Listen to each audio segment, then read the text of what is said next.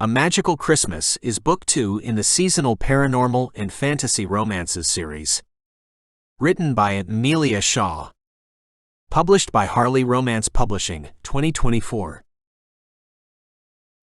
Chapter 1. Jaydy. Hot tears burned my eyes, but I laughed them away instead of letting them fall. Today wasn't a day for sadness, quite the opposite. My best friend in the whole world was marrying her high school sweetheart, and most of the magical community had turned out to celebrate. When Maverick's father, the High Warlock of Salem, said the final words of the wedding ceremony, a hush fell over the crowd. There had been a promise made, and the whole room filled with the magic of their love. Maverick cupped Pansy's face and kissed her passionately in front of the whole world, something Pansy had feared would never happen.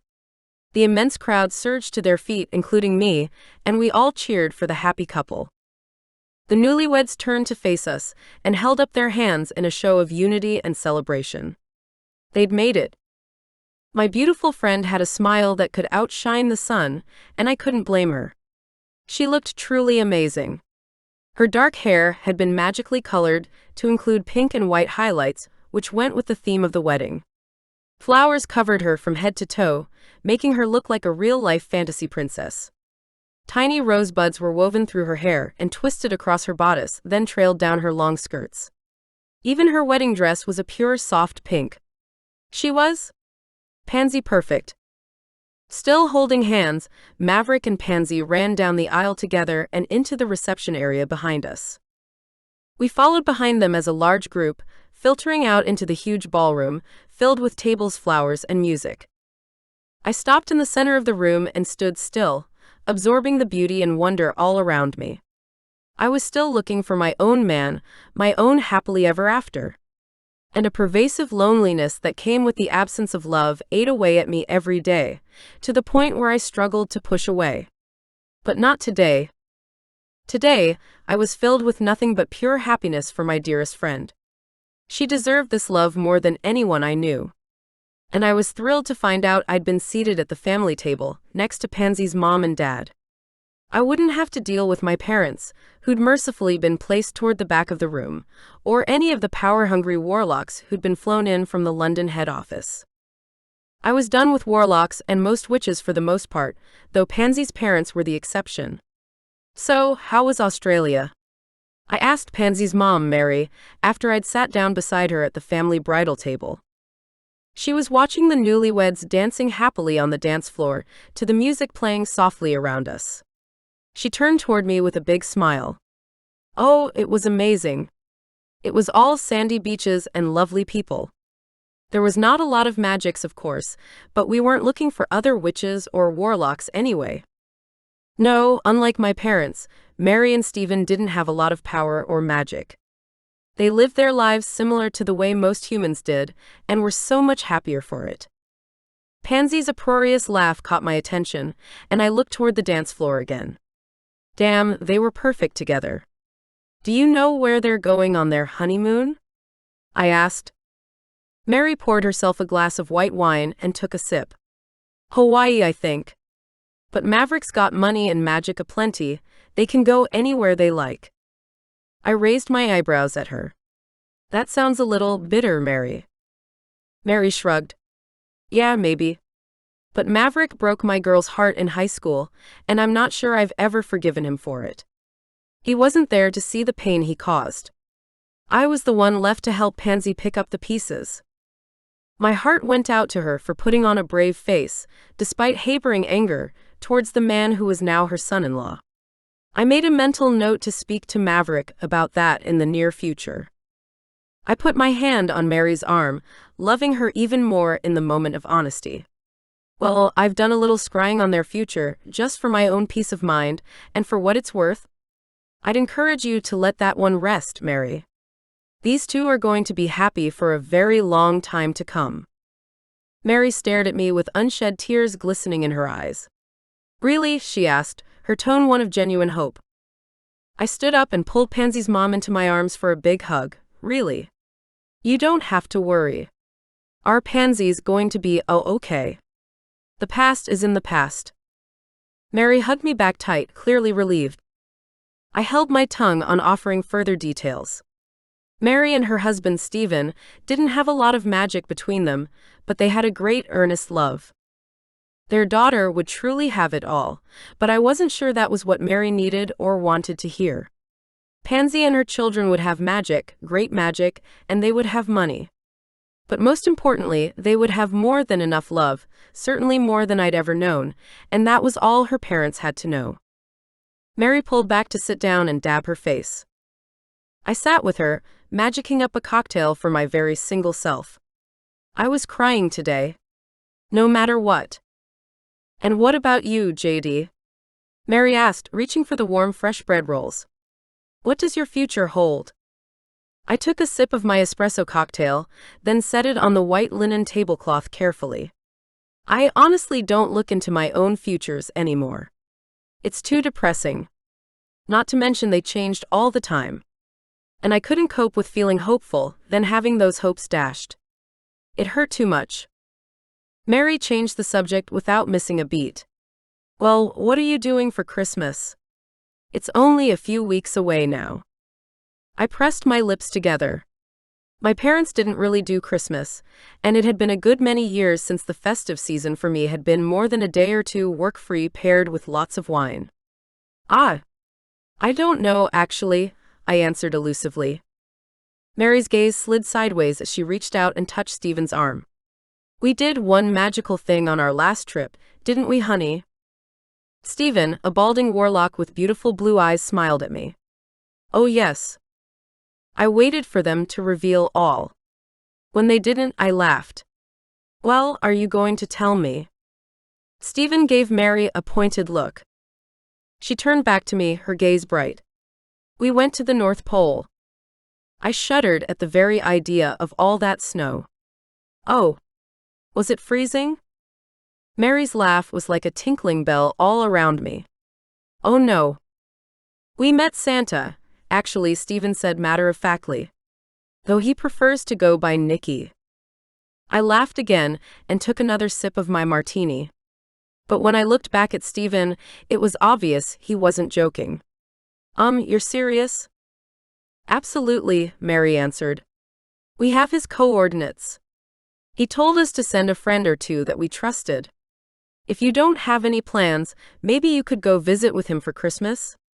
It's a beautiful place, full of beauty and magic.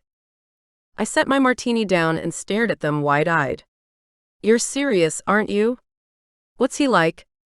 Was Santa really 1,000 years old, with a belly as round as a bowl full of jelly? Mary grinned at me. You'd like him. But we're not going to tell you anything else. It has to be a surprise. Will you consider it? I leaned back in my chair. Would I consider visiting Santa on Christmas? But isn't he busy? I asked. Stephen chuckled loudly. Well, yes, he would be at the moment. But once Christmas morning arrives, it's all done and dusted.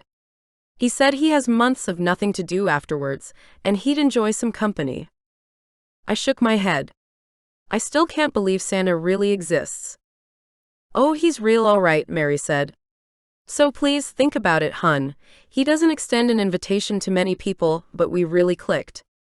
He hadn't met a witch or warlock before us. It sounded ridiculous.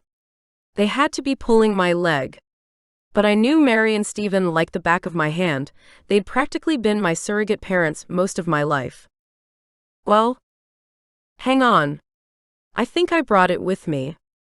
Mary grabbed her bag off the white linen tablecloth and began digging through it. I glanced at Stephen. Is that one of our magical bottomless bags?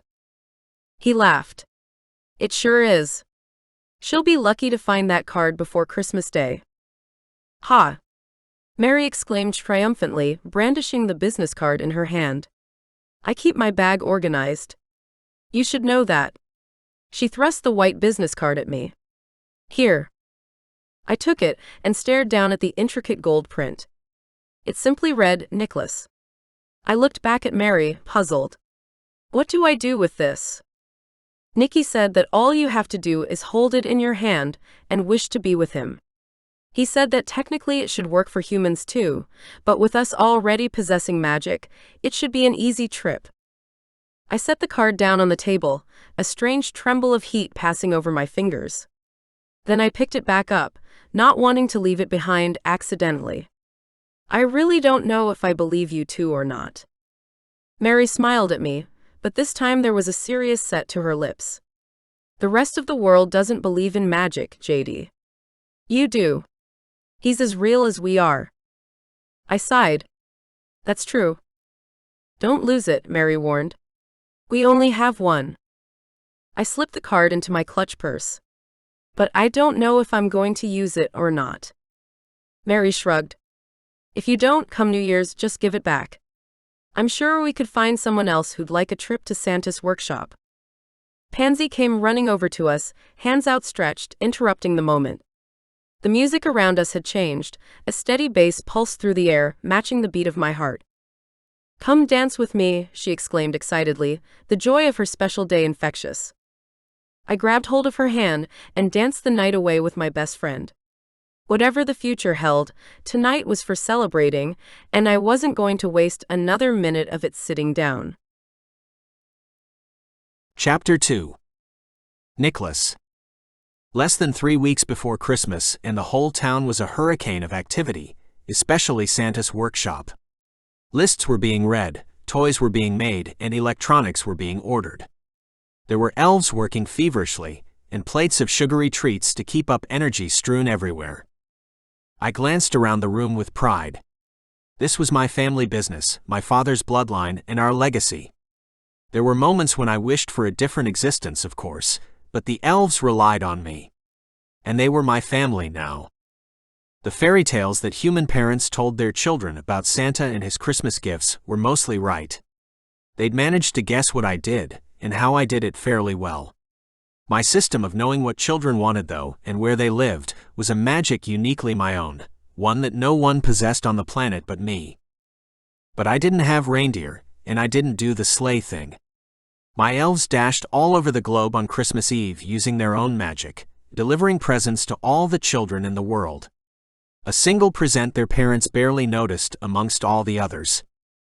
The one Santa rule that everyone got wrong was that every child received something. I didn't keep track of who was naughty or nice. Whoever wrote that particular song was obviously having trouble with their own offspring, I think.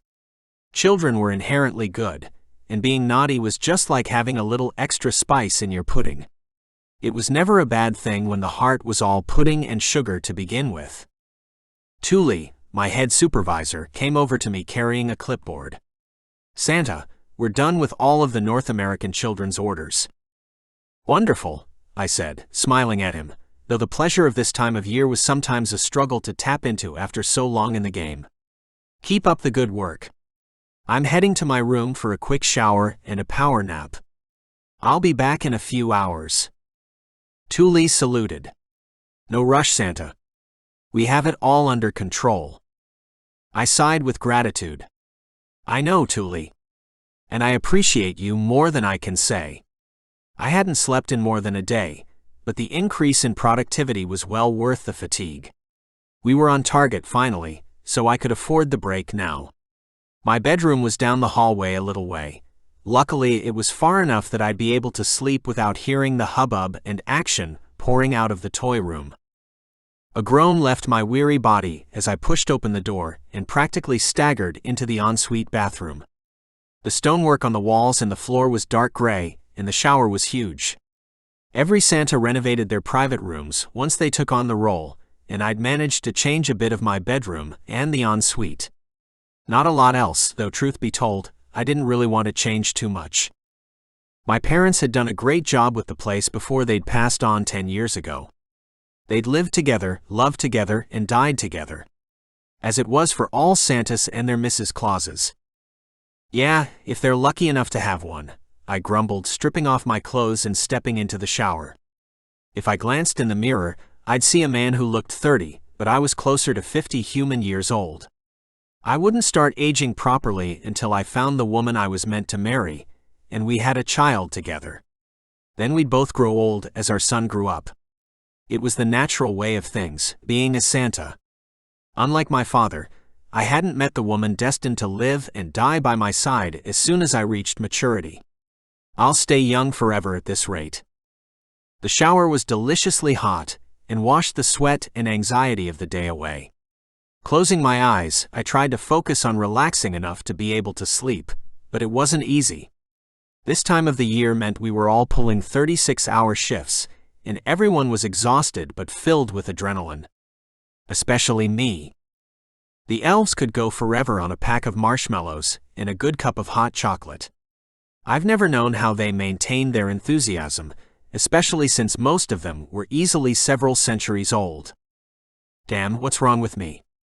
I tilted my head back and let the water cascade over my face. The loneliness was getting to me, I had to admit that at least. I'd done a decent job of staying sane over the decade without my parents, staying busy and looking after my people, the elves and their families. Then, a week after Christmas every year, I allowed myself to release some tension and indulge in the bodies of human women, but for the rest of the year, I was celibate and without any other human company. Meeting Mary and Stephen a few months ago had been a blessing and a surprise. But their unexpected visit had reminded me of just how alone I was up here without a single soul like me. No family. No wife. No children. No friends.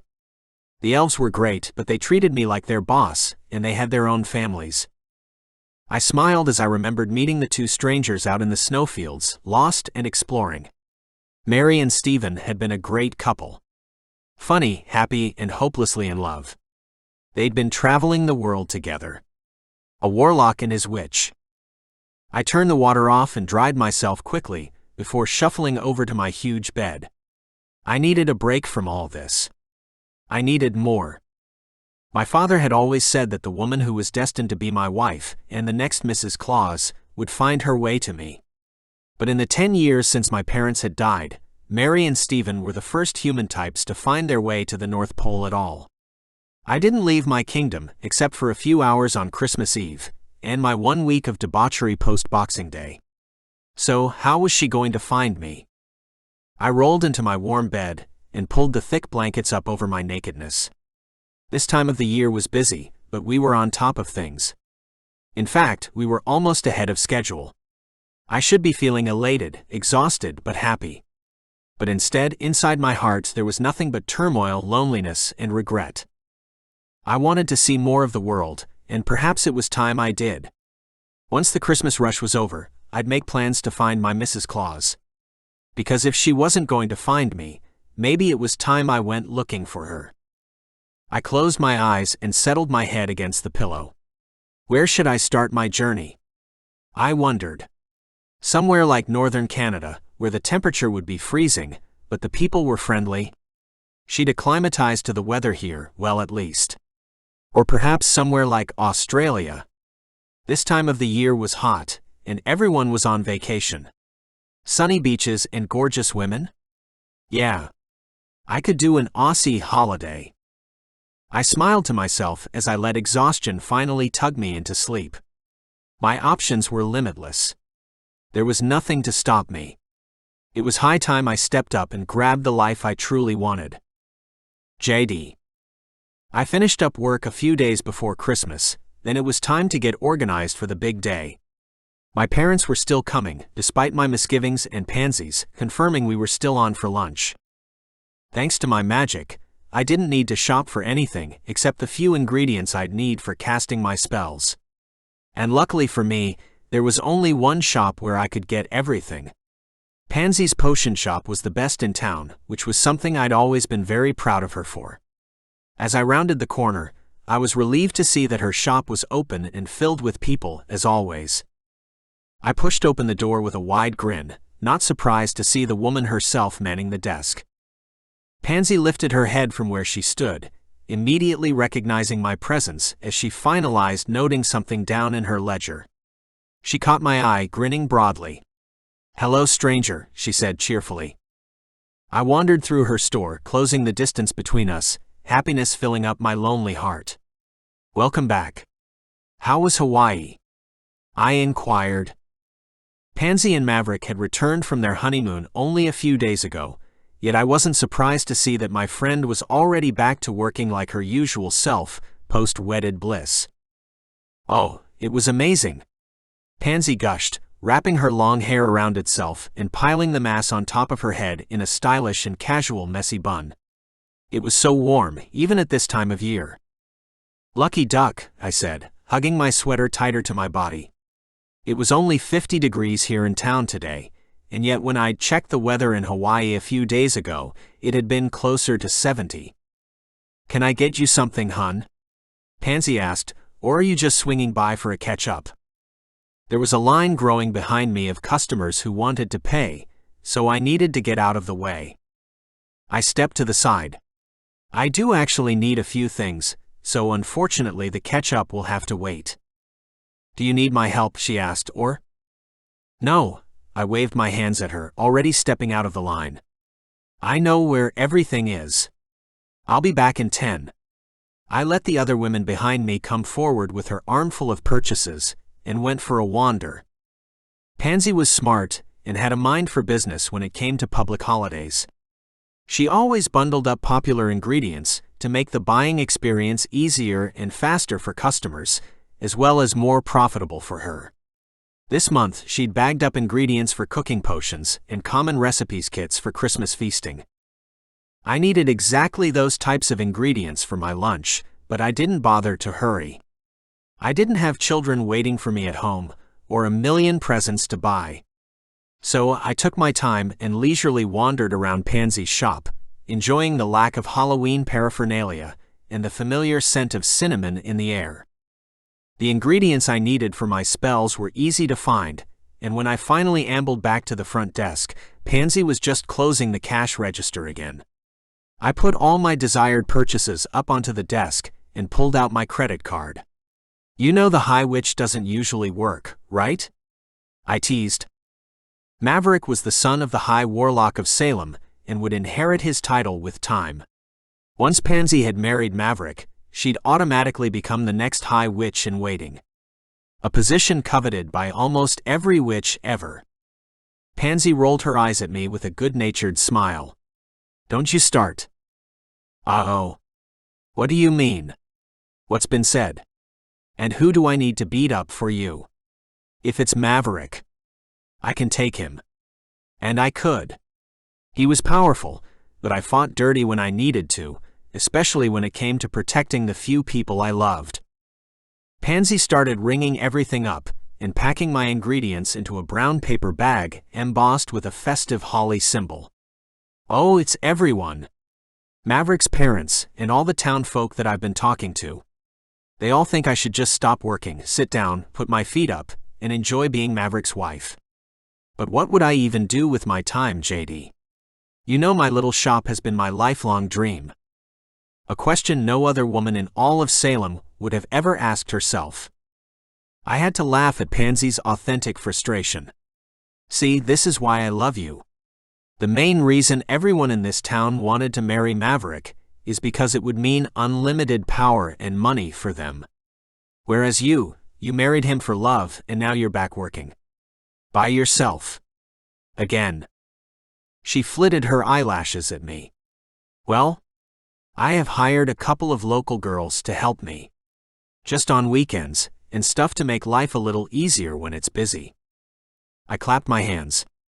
That's more like it. A good boss knows when to delegate. Pansy took my card, tapped it, then handed it back.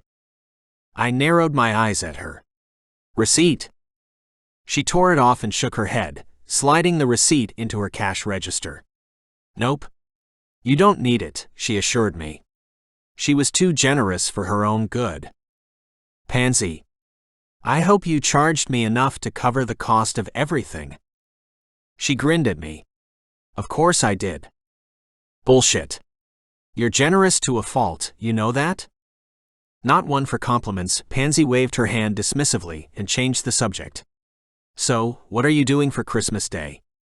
Do you have any plans yet? Well, I began, taking my package from her. My parents are actually coming to my place for lunch. Really? Pansy's surprise was a palpable thing, her eyebrows lifting high up her forehead.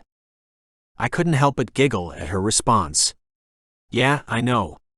My parents, the Grinches, are coming back to Salem for Christmas. It would be the first time my parents had seen my new little house too. What about you, Pansy? I deflected. She leaned forward on the counter. We're kind of everywhere. Breakfast with my parents, then lunch with Mav's uncle in England, and maybe back here for dinner. I'm not sure yet. There was a line forming behind me, so I stepped to the side once more. Well, you married ladies need to keep everyone happy, don't you? Pansy snorted. Yeah, whatever. Hey, if your parents, change their plans or whatever, come here for dinner. We'll have more than enough food and wine to celebrate the holiday, and we'd love to have you. You know that, right? I inhaled sharply through my nose, combating the emotions rising within my chest. She's so damn sweet. Thanks, lovely, but I'll be fine. I'd spent more than one Christmas with Pansy and her parents, but Pansy had her own husband now. She had a new family to enjoy and build. She didn't need me hanging around like a fifth wheel at every given chance. I waved goodbye and walked home, not enjoying the chill in the air or the bite at my skin. As soon as I got back to my modern little townhouse, I rushed up the path and quickly raced inside. Brr. It's so cold in here. I set down my bag and flicked my hands around, magicking up some hot cocoa in a mug and getting the fireplace cheerily burning. Christmas was literally 3 days away, and I didn't even have a tree. Pathetic. I chastised myself. Where is my festive spirit? I pulled up my sleeves, figuratively speaking, and got to work. The Christmas-themed colors I decided on were simple and classy. White, silver, and red. Yes, that looks right. I conjured up a massive tree to feature in the corner of my living room. It stretched all the way to the ceiling. Then I artfully decorated the branches with baubles and lights, and finalized it with a huge sparkling silver star on top. Next, the windows. They needed a little natural greenery, and perhaps a bauble here and there. Then a red tablecloth spread itself over my large glass dining room table, and new silver and red throw pillows manifested on the couch. When I was done, the fire was blazing, and my heart sang with happiness. Yes. Now that's looking a lot more like Christmas, I said, twirling around my living room. Oh, the staircase. I wandered over to the stairs that lead up to my bedroom, then used my magic to wrap the hand railing with gleaming red tinsel and adorned it with white and silver baubles. When I was done, it looked awesome. Now, for the menu. I wandered into the kitchen and started flipping through magazines and planning out Christmas lunch. It would be my first time hosting. I could use my magic to get all the food ready on the day, but planning and thinking about how I wanted everything to taste and look helped when it came to the actual casting of the spells. By the time I went to bed, I had also planned out gifts for every friend I had. I was an only child, as were both of my parents. I had no cousins, no aunts or uncles, but it was Christmas, and I had people I loved. They'd all receive the very best I could magic up. Chapter 3. Jaydy. Christmas morning. I'd planned to sleep in on Christmas morning since I wasn't expecting my parents until at least 1 p.m. But I couldn't. As soon as the sun rose, my eyes were open, and I was wide awake. Not like those mornings where you can barely drag your ass out of bed even when you desperately needed to pee. Nope. Today, I was as awake as a 5-year-old on Christmas morning, buzzing with energy and ready to jump from my bed and run downstairs to check what was under the tree. But I didn't. I wasn't 5. I was a 26-year-old very single witch. I groaned and stretched my arms above my head and talked out aloud to myself. Okay, so what's the plan? Shower, breakfast, then it's time to get my gingerbread on. And that's exactly what I did. I had a long, relaxing shower. I washed my hair, then blow-dried it, which was something I never normally took the time to do, but today was a special occasion. I had a new white dress with a red Christmas print to flounce about in, so I put that on and walked downstairs for a cup of coffee. I drank my cappuccino while skimming over all the recipes I'd chosen. Turkey with stuffings and gravy, of course. roast potatoes, pumpkin, and green beans. My father's favorite. Then there was the ham, the deep-fried chicken, and then last but certainly not least, dessert. I'd really outdone myself with the desserts. White Christmas slices, a traditional raisin pudding, and a luxuriously rich chocolate mousse. All decorated with red and white candies and topped with fresh whipped cream. I retrieved the bags of ingredients from Pansy's potion shop and began to grind them into powder for my spells. Food magic could be tricky for some witches, which is why a lot of people like Pansy and her parents chose to eat human food that they cooked the old-fashioned way.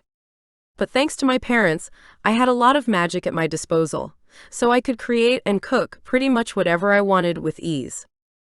Silver bowls and spacious decorative platters were needed first, so I pulled them from my cupboards. "All right, let's do this," I said, clapping my hands together as the potion took effect. I began to create the food I'd planned systematically, one dish after another, taking extra time to get the spices and flavors just right. Hours passed by, and when I was finally done, I was exhausted. My kitchen counter was overladen with delicious and amazing treats. My cuckoo clock, a birthday gift from Pansy, chimed at 12 noon, and the gorgeous little bird popped out. I sighed and sat down on the stool behind me. Phew. Just enough time to wash my face before Mom and Dad arrive. Picking up my cell phone, I took a photo of the epic Christmas spread I'd just created, sending it to Pansy. She sent one back almost immediately with an image of her and Maverick cozied up in front of a fireplace. Probably somewhere in England with his family. I sent back a happy message, wishing her the very best for Christmas Day, then set the phone down. I couldn't be jealous of my friend today. I was too happy. Plus, it wasn't like she hadn't been single for her fair share of years, waiting patiently for Maverick to come to his senses. Lucky for her and him, he finally did. A squeal of happiness filled my throat as I turned away from the counter, ready to march upstairs for the final leg of my preparation race. My cell phone buzzed once more next to the dessert trays where I'd left it. I doubled back and grabbed up the phone. Staring down at the screen with a smile on my face, I half expected the text to be another one from Pansy, or maybe even one of my friends from work. But it was my mom. "We've been invited to the High Warlock Luncheon in New York. Last-minute change. Rain check? We'll catch up in the new year. Kisses." My hands shook as my whole world came crashing down around me. I dropped the phone to the tiles at my feet, the stupid thing bouncing thanks to its expensive rubber case. Rage roared inside of me like a typhoon. How could I have been so stupid to think they cared?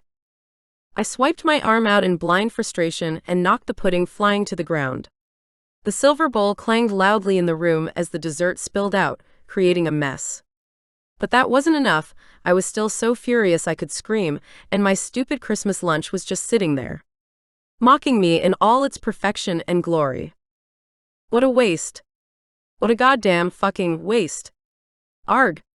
I yelled at the top of my lungs, swinging my arm out again, and knocking everything to my left to the floor, destroying hours worth of love and work in a huge heap of food and anger. And I didn't stop until every last morsel of food I'd prepared was lying on my tiles, inedible and completely ruined. "You fucking assholes." I spat, trying to get more of the frustration out of my body. My gut felt like I'd been kicked in the solar plex, and hot lava poured ravenously through my veins. It had to be adrenaline. My heart was pounding, and I was panting and sweating too. Oh my God, I hate them. I hated them so much it hurt, burning like hot ash in my chest. Why did they always do this to me?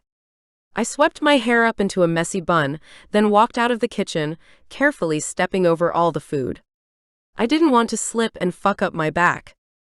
I seriously wasn't in the mood. Not today. I stomped back up the stairs, still seething with fury over my parents' total disregard for me and my efforts. But even worse, I was furious with myself.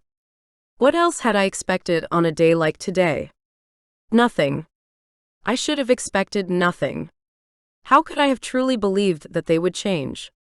That they loved me? When had I become so hopeful and naive? The thin elastic holding my messy bun up snapped in a spectacular way, releasing my hair in a mess all over my face. Arg no. I moaned and gripped my head in sheer frustration. What else was going to go wrong today? I looked around the room for my favorite hair clip, the pink one. It was strong enough to hold all my hair up, and I needed another shower thanks to my temper tantrum downstairs. But the clip was nowhere to be seen. When did I last use it? I could have conjured another, maybe, but I'd exhausted my magic reserves from the morning of cooking and preparation. My emotions were all over the place. I'd likely conjure something completely unworkable. Besides, I already had a clip, and it was a good one. Where the fuck is it? An image of me using it last came to mind. Pansy's wedding. The dance floor. When I'd been sweaty and kneading my long hair up off my neck. I'd clipped it up and we'd danced the night away. Marching straight to my closet, I grabbed the clutch purse I'd used that night. I snapped it open and there, between a tissue and my lipstick, was exactly what I was looking for. Thank God. I pulled the clip out and twisted my long hair against the back of my head, then shoved the alligator-style clip at my hair to hold it. The relief that soared through my aching muscles at achieving that one small thing was too much, and I had to dash away the angry tears that slid down onto my cheeks. No. I scolded myself. No. I'd sworn many years ago I wouldn't cry over my parents anymore. And they weren't beating me. Not today. Those 2 tears did not count. A glint of gold and white caught my eye, and I stared down at the business card lying on my plush gray carpet. Nicholas. I reached down and picked up the card, laughing aloud as Mary's voice popped into my head. Then, with anger still burning in my veins, I said out loud, "Oh God, I wish I was in the North Pole visiting Santa Claus, far away from all this family drama. I'm done with it. I really am." The gold writing on the business card suddenly vanished as though it had never been. I turned it over. Both sides were now blank. That's weird. Then my house began to shake. Oh shit. Earthquake. I instinctively called out to no one and dashed toward my bed. I didn't get far. I took one step and my world disappeared. Gone was my modern, tiny townhouse, and suddenly I was standing in a dark tiled bathroom, hot steam filling the air. I blinked and pushed myself back from my lunge position so that I was standing flatly on 2 feet once more. What the fuck just happened? I looked around. This was definitely a bathroom, but not one I'd ever seen before. It was floor-to-ceiling dark tiles with a massive white tub and double vanity. The shower was behind me, and as I turned around, my jaw dropped and desire curled deep in my belly. Right in front of me was a huge panel of glass, separating me from the most beautiful man I'd ever seen in real life. He had long white hair which was casually tied into a man bun at the nape of his neck, and a body that belonged in a football locker room. He hadn't noticed me yet, and simply stood there with his eyes closed as the water slid over him. I couldn't help it, I stared. My gaze followed the path of the water rivulets as they ran over his huge shoulders, wide chest, and magnificent washboard flat abs. And his. Oh wow. I coughed to clear my throat, heat coloring my cheeks. I was starting to feel like a peeping Tom now. The poor man didn't even know I was there. Then he looked up and our gazes locked. My knees gave out beneath me, and I landed in a graceless puddle on the cold, wet tiles. My humiliation was finally complete. In absolute frustration and despair, I put my head in my hands and cried. Today was a complete fucking disaster. Chapter 4. Nicholas. I had to be dreaming. There was a beautiful red-haired woman in a Christmas print dress standing in my bathroom. Had my loneliness progressed to full-blown delusions? But then she collapsed into a crying mess on my floor, and the illusion shattered. She was real. And she was here. How, I didn't know. I turned the water off and grabbed a towel from the rack, tying it swiftly around my waist, before tentatively stepping out of the shower stall toward the woman on the floor. She sobbed like her heart was broken. "Are you hurt?" I whispered softly, dropping down to kneel beside her. I couldn't see any blood or a visible injury, but that didn't mean there wasn't one. She shook her head but continued to cry. I had no idea what to do, so I sat down on the tiles next to her and just waited. I honestly knew very little about women and their emotions, or what to do in a situation like this. My mother had been quiet and gentile. I'd never even seen her cry more than a tear or two, and that had been when my father was dying. When the red-haired beauty finally stopped sobbing, I reached for an extra towel and handed it to her. She offered me half a smile and proceeded to wipe her face, then slowly tried to get up. I jumped to my feet and offered her my hand. "Thank you," she gulped, her American accent ringing in the tiled room. "But I'm just going to wash my face." "Excuse me." She didn't take my hand, in fact, she hurried over to the basin and splashed some cold water on her face. Then she dried her cheeks and blew her nose with toilet paper. I couldn't help but stare at her. Despite her crying and interesting cleanup routine, she was simply beautiful. Even puffy and red, she was the most glorious woman I'd ever seen. Despite being a recluse, I'd seen my share of beautiful women in the moments I'd allowed myself to venture south and indulge in the lushness of the Canadians. When she finally seemed calm enough to talk, she pulled something strange from her hair, and her red locks tumbled down over her shoulders halfway to her ass. Before I could get a really good look at her derriere, she pirouetted around and looked at me expectantly. "God, you're beautiful," I breathed. She smiled. "Thanks," she whispered back. And only then I realized that I'd spoken out loud. "Oh, my apologies. I'm Nicky." I took a step forward and held out my hand. She brushed her hair back behind her ear with her left hand. "I'm Jaydy." Then she reached out with her right hand and shook mine. Her hand felt like silk in my firm grip, and I found myself holding onto her for too long. She finally laughed a little awkwardly. I let her hand go and flushed. "Sorry." "Oh no. Don't be sorry," she said, putting her hands on her flushed cheeks. "I'm the one that's sorry. I just crashed your shower." I laughed and pulled my hair out of its confinement so I could run my hands through the wetness. "Yeah, well, you were certainly a surprise. How about I get dressed, and then we talk about how you ended up in my bathroom?" "Oh yeah. That sounds like a good plan," she agreed. I walked toward the door to my bedroom and slid it open. My bed called to me, telling me to bring the beautiful woman over. Warm sheets and a nice comfortable mattress awaited us. Great, talk about going from the frying pan into the fire. You're welcome to wait here. My dressing room has a door. Excuse me. I left her standing in the space between my bathroom and my bedroom, shoeless and looking so lost, I wanted to grab her up in my arms and tell her I'd give her a home that would make her smile. Pull it together, idiot. You just met the woman. I walked as calmly as I could into my dressing room, switched on the light and shut the door. Fucking hell. What is this torment? I was thick and throbbing beneath my towel. I wished I had a cold shower to jump into, to cool down. But there was another door and a hot woman to walk past to get back in that shower, so instead of cooling down that way, I grabbed my tightest pair of black jeans from the shelf above my head. A pair I'd brought from Canada back in the 90s. They should do the trick. I dropped the towel and tugged the jeans on, pulling the zipper up tight. It was the 26th of December tomorrow. I already had a motel booked in Vancouver, and a week of fun planned out to catch me up for the year I'd missed.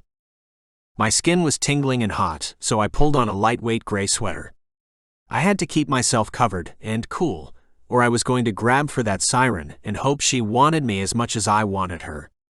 I managed to take one deep breath before I anxiously opened the door. Jaydy was still standing where she'd stopped, but she was looking around my room. The bed was made at least. I had 2 elves that helped keep everything neat and tidy. Shall we go and sit in the library, perhaps? I asked. Somewhere more neutral. She grinned at me. And for the first time, I saw a twinkle in her blue eyes that hinted at the happiness and spirit of the woman behind the tears. With that one look, I was struck in the chest with a sensation similar to that of a swinging mallet. Oof, I gasped and rubbed the place over my sternum where the pain had hit me. She rushed forward. Are you okay? She asked. I nodded, though I had no idea what had just happened to me. Very strange. Let's go, I repeated, turning to walk out my bedroom door and into the hall beyond. Santa, are you hungry? Elsa asked me unexpectedly, walking toward me down the hall with a laden silver platter. The woman beside me froze with an intake of breath. I glanced toward her. She was staring at Elsa like she'd never seen an elf before. Elsa wasn't as coy as she put a hand on her hip. Santa, you naughty boy. You know you aren't allowed to bring your trashy women here. It sets a bad example for the children, she chastised. I chuckled at her scowl. Meanwhile, Jaydy crossed her arms over her impressively sized breasts and glared down at the elf in response. I'm not one of his trashy women, thank you. I didn't even know him until all of 10 minutes ago. The elf looked my guest up and down. You're a witch. Your magic is impressive. Jaydy snorted. Impressive? How did you pick up on that? Elsa's magic is immense, I said, answering for my not entirely polite elf. All the elves have magic that surpasses that of witches and warlocks. I turned to Elsa once more. Jaydy and I are going to speak in the library. Would you bring us some dinner, please? Elsa nodded, the bells on her hat jingling as she did. Of course, Santa. Then she marched off. Jaydy stared after her. What's wrong? I asked. She turned to look at me, her eyes wide and bright. I really am in the North Pole, aren't I? I couldn't help but laugh at the stunned look on her face. Come on, Jaydy, the library's this way. Cautiously, I put my hand on the small of her back and directed her toward the huge room where my father had sat reading most nights. The hairs on my neck stood on end from the moment I touched her. Is Jaydy the woman fate sent me to be the new Mrs. Claus? Or was she a temptation, or test of sorts, I had to fight against? Only time would tell. Jaydy. My heart thumped hard in my chest, while excitement and worry warred with one another, their combined electricity zinging through my nerves and making my limbs tingle. I had no idea what was going on, and for a witch who'd grown up in a wealthy family in a small town, that was saying something. I'd always been the big fish in a small pond, too afraid to leap anywhere else in case it wasn't as good as my home. But here I was, Alice, tumbling down the proverbial rabbit hole, and what an incredible wonderland I'd found myself in. I have to be dreaming. There really was no other explanation for any of this. So, I was simply going to go along with the flow and enjoy it, because how often did I get to eat dinner with a beautiful man, even in my dreams? Especially one with long white hair and an absolutely ripped body. Nicky's hand hovered on the small of my back, his touch soft but reassuring as he led me down the hallway and into a beautiful library. The walls were covered by floor-to-ceiling bookcases, and the only other furniture was a small table and two large, comfy-looking chairs. They were the kind that seemed perfect for snuggling up to read in on a cold day with a piping hot mug of hot chocolate. Which around here was probably every day. Oh, this is beautiful, I gushed. Sitting down on one of the leather armchairs, I stared at the roaring fireplace I hadn't noticed in my initial glance over the room. There must be a hearth in every room of this place. I have to be in the North Pole, I reasoned. My hunky host, the plush chair, the sassy elf, and the crackling warmth emanating from the fire was too real to be a dream. I'd wished myself here, and I was now actually sitting with Santa himself. But nothing about what I'd seen of the house so far said, I'm in the coldest place on earth. From what I'd seen so far, everything looked modern, beautiful, and luxurious, nothing like what I imagined a fort against the cold might be like. Nicky sat down and grinned at me. Everywhere except the toy room. It gets far too hot in there to warrant one. I shivered, but not because I was finally feeling the cold, but because Nicholas was the hottest man I had ever seen with my own two eyes. His casually loose sweater and the tight pair of jeans did nothing to hide the strength and virility of his body. And when he smiled, wow. The beauty of his face hit me in the stomach with the heft of a fist. I'd never met anyone like him before. Here you go, Santa, the little elf chortled, toddling into the room after us with a tray of milk and cookies. This was dinner? I glanced up at Nicky and then looked back at the food. Maybe I really was dreaming after all? Or had I fallen down my stairs and knocked myself unconscious in my rage? Did it matter at this point? Ultimately, number. May as well just enjoy this madness. Thank you, Elsa, Nicky said. Then the elf left again. I picked up a glass of milk at Nicky's gesture to help myself and took a sip. God, that's good. I couldn't help but say as the cold, thick milk slid down my throat like creamy silk. Nicky smiled as he grabbed a sugar cookie generously decorated with red and white icing. That milk has been infused with protein, vitamins, minerals, and just a touch of magic. You could literally live on that and stay healthy forever. I gulped down some more, then picked up a cookie. This too? I asked. Santa shrugged. I like my sweets. I laughed, I couldn't help it. Then I sunk my teeth into the festive deliciousness. It tasted like heaven. It was the perfect blend of all my favorite Christmas spices, coupled with a mouth-watering brown sugar caramel finish. This is the best Christmas feast ever. Nicky frowned at me as he turned in his leather chair to face me better. What do you mean? Didn't you lunch with your family? As I understood, that's as common a tradition among witches and warlocks as it was humans. I waved my hand at him, signifying that it was a no-go subject. I don't want to talk about it. Okay, he said. But please tell me how you arrived on my doorstep, so to speak. I set down my glass of milk with a sigh. Well, all right. But you're going to get the whole story. Take your time, he said, leaning back in his chair and relaxing against the cushion with a smile. I've got at least 9 months until my work starts to get busy again. Chapter 5. Jaydy. Nicky's smile made me smile, so I took a deep breath and started talking, hoping my courage would show up along the way. Well, my best friend Pansy got married a few weeks ago, and her parents gave me your card at her reception. Mary said they'd met you, and that you'd welcome some company. Nicky's lips parted on a soft gasp, then he smiled again. You know Mary and Stephen? He asked, a sparkle in his gaze. Almost all of my life, I admitted. They're lovely people, he said, shifting in his chair again. And yes, I did mention that. So you got my card and then? I nodded. Yes, and then I put it away, not really thinking about it too much more, to be honest. A part of me still thought Mary was just joking, you know? Pulling my leg, so to speak. Nicky nodded. Not surprising and understandable. I took a moment to assess his expression. Was he joking?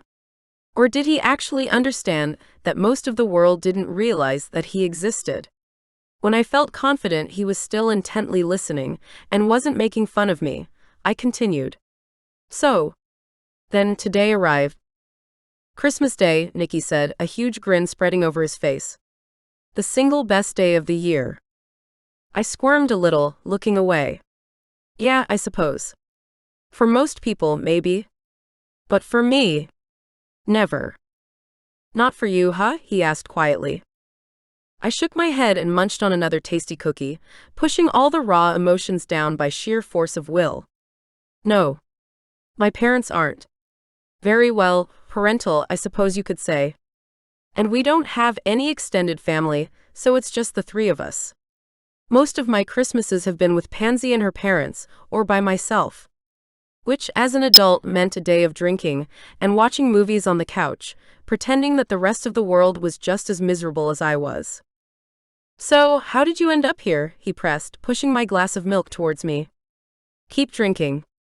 It helps balance out the sweetness of the cookies. He made it sound like I had to eat to balance out the wine I was drinking, but it was so much healthier than that. Even so, I gulped down some more milk and took another steadying breath. I didn't really talk about my family much. I didn't like how people judged me afterwards. But Pansy, well, she'd known my parents since we were too young for me to hide their behavior for them, so she understood. Well, oh, this is going to sound silly.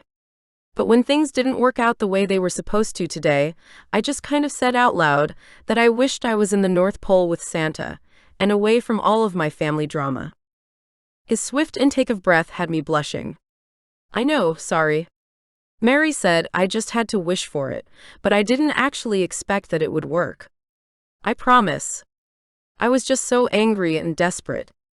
Now I really am here, and I've crashed your Christmas day too. He began to chuckle. I tugged my gaze up to meet his, one eyebrow quirked with curiosity. Then he started laughing his ass off. I just stared. The beauty of his face, even when tugged into a truly hilarious expression, was still just breathtaking. How did this guy have such an effect on me? He slapped his thigh a few times, then finally stood up, still chortling, the hint of tears in his eyes. I rose to my feet too, not sure exactly what was going on now. Is something funny? I asked. He shook his head and reached out for me, his hand sliding around my waist in a surprisingly possessive move that had me gasping as he pulled me close to him.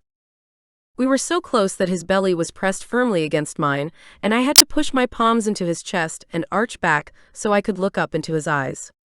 At this point, I really wasn't sure what was going on. His eyes sparkled with humor and happiness. No, not funny at all, he said, staring down at me. With that one look, his whole demeanor changed. He was no longer laughing. I could feel the intensity around him shift.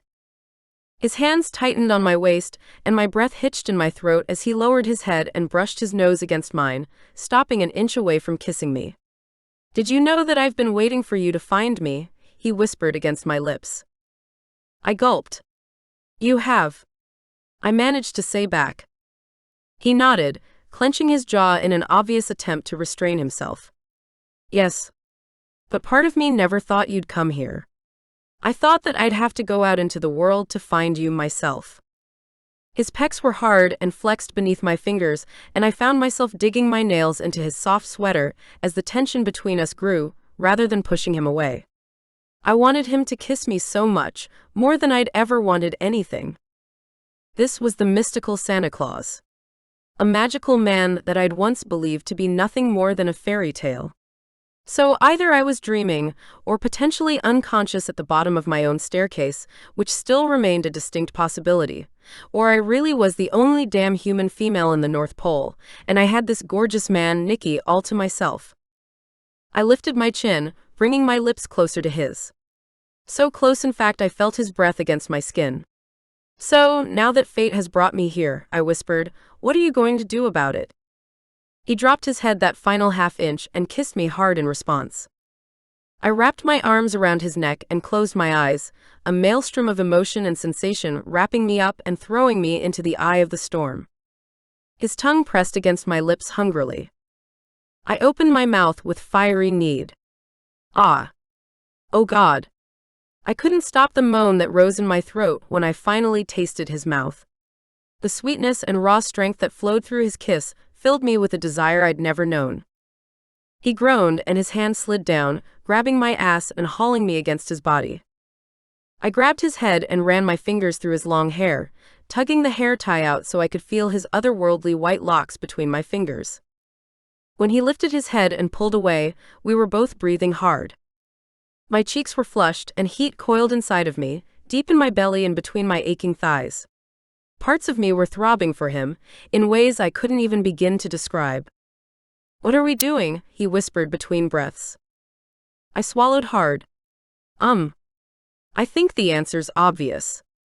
My knees turned to liquid, and I bit my lip with yearning. I could clearly see the hard ridge outline. He stared at the ground and lifted a muscled arm, running his hand through his hair, seemingly caught by indecision. JD, I want you so much, but we just met. I took a step toward him, not even sure where the words came from.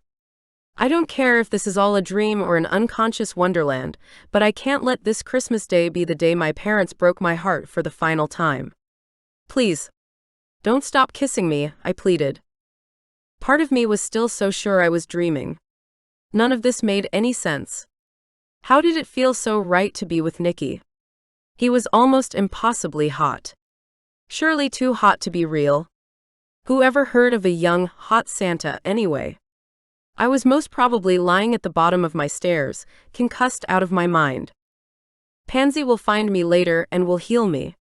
But for now, I needed to believe that the possibility of love and pleasure was still out there in the world for me, that the chance of my very own fairy tale still existed. Nicky surged back toward me, gripping my cheeks in his hands and kissing me passionately.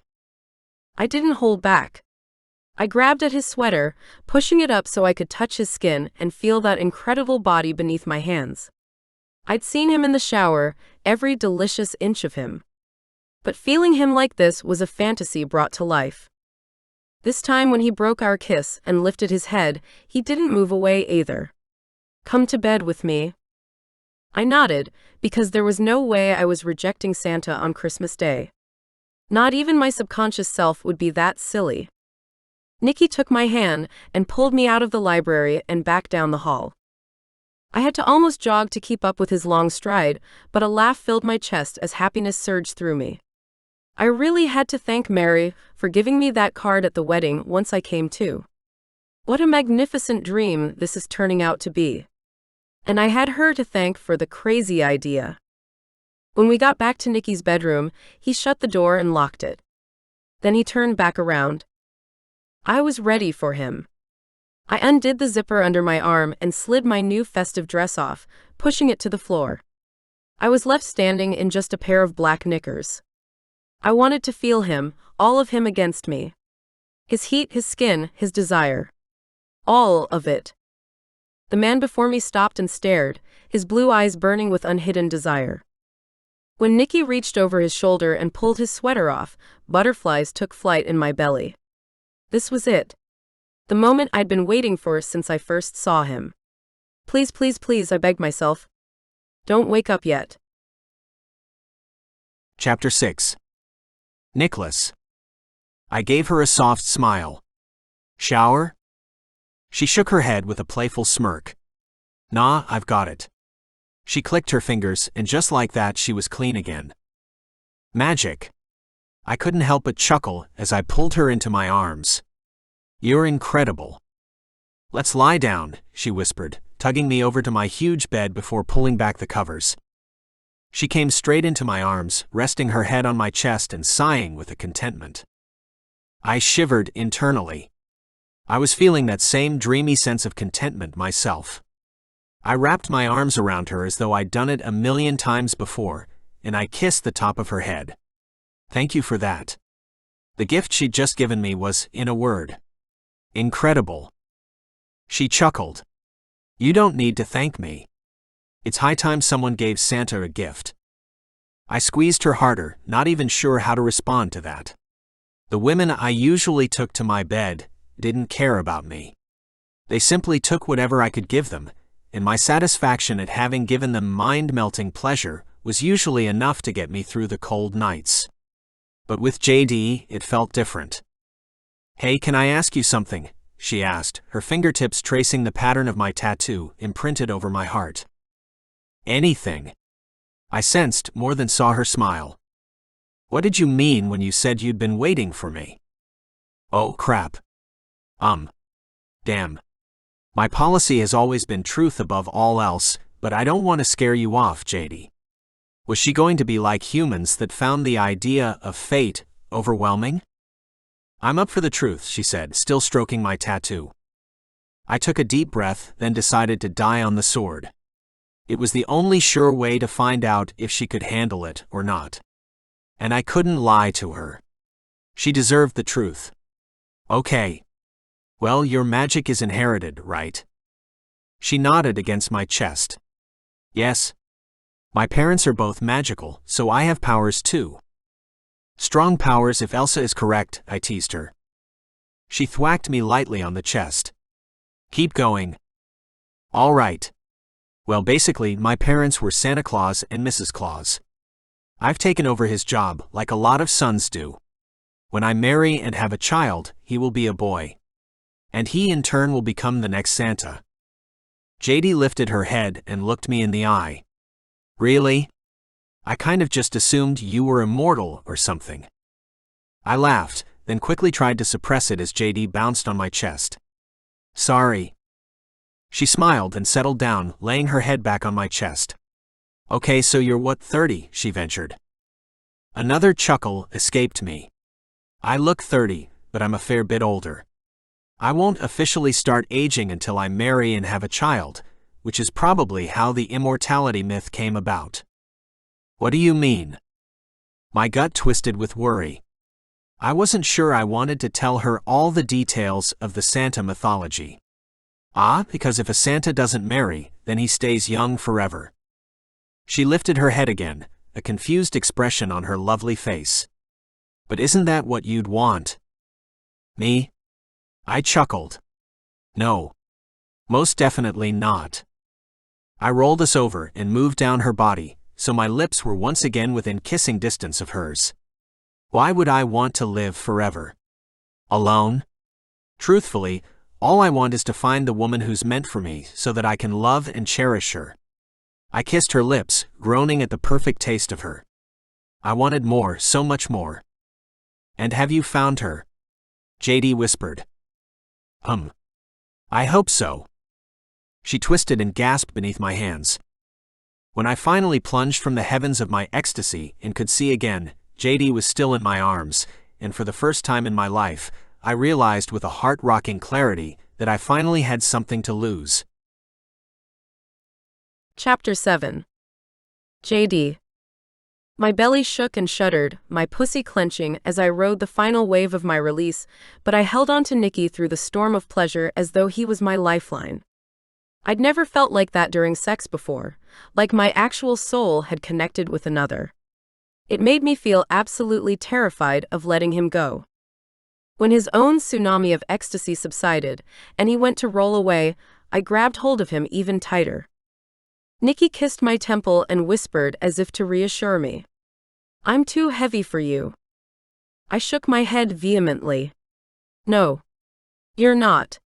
Stay. Please. He did, but he was also right. He was heavy on my chest, and my breathing was becoming increasingly labored. I panted a little, working to keep my breaths shallow. He chuckled and rolled to the side, a smile on his beautiful face.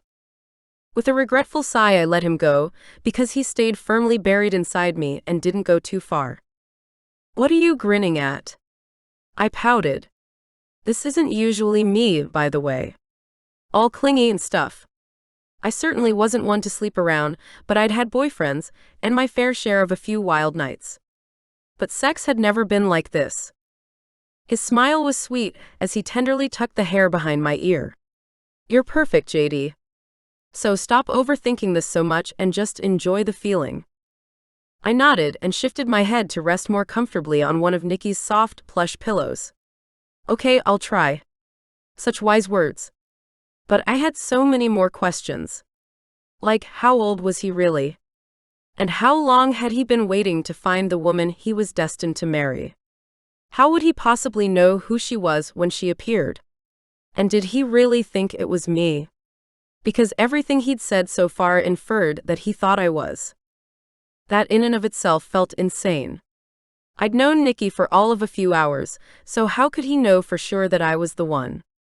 With that being said, how was it possible I could feel so incredibly close to him, after so little time spent in each other's company? Do you have magic? I asked him cautiously.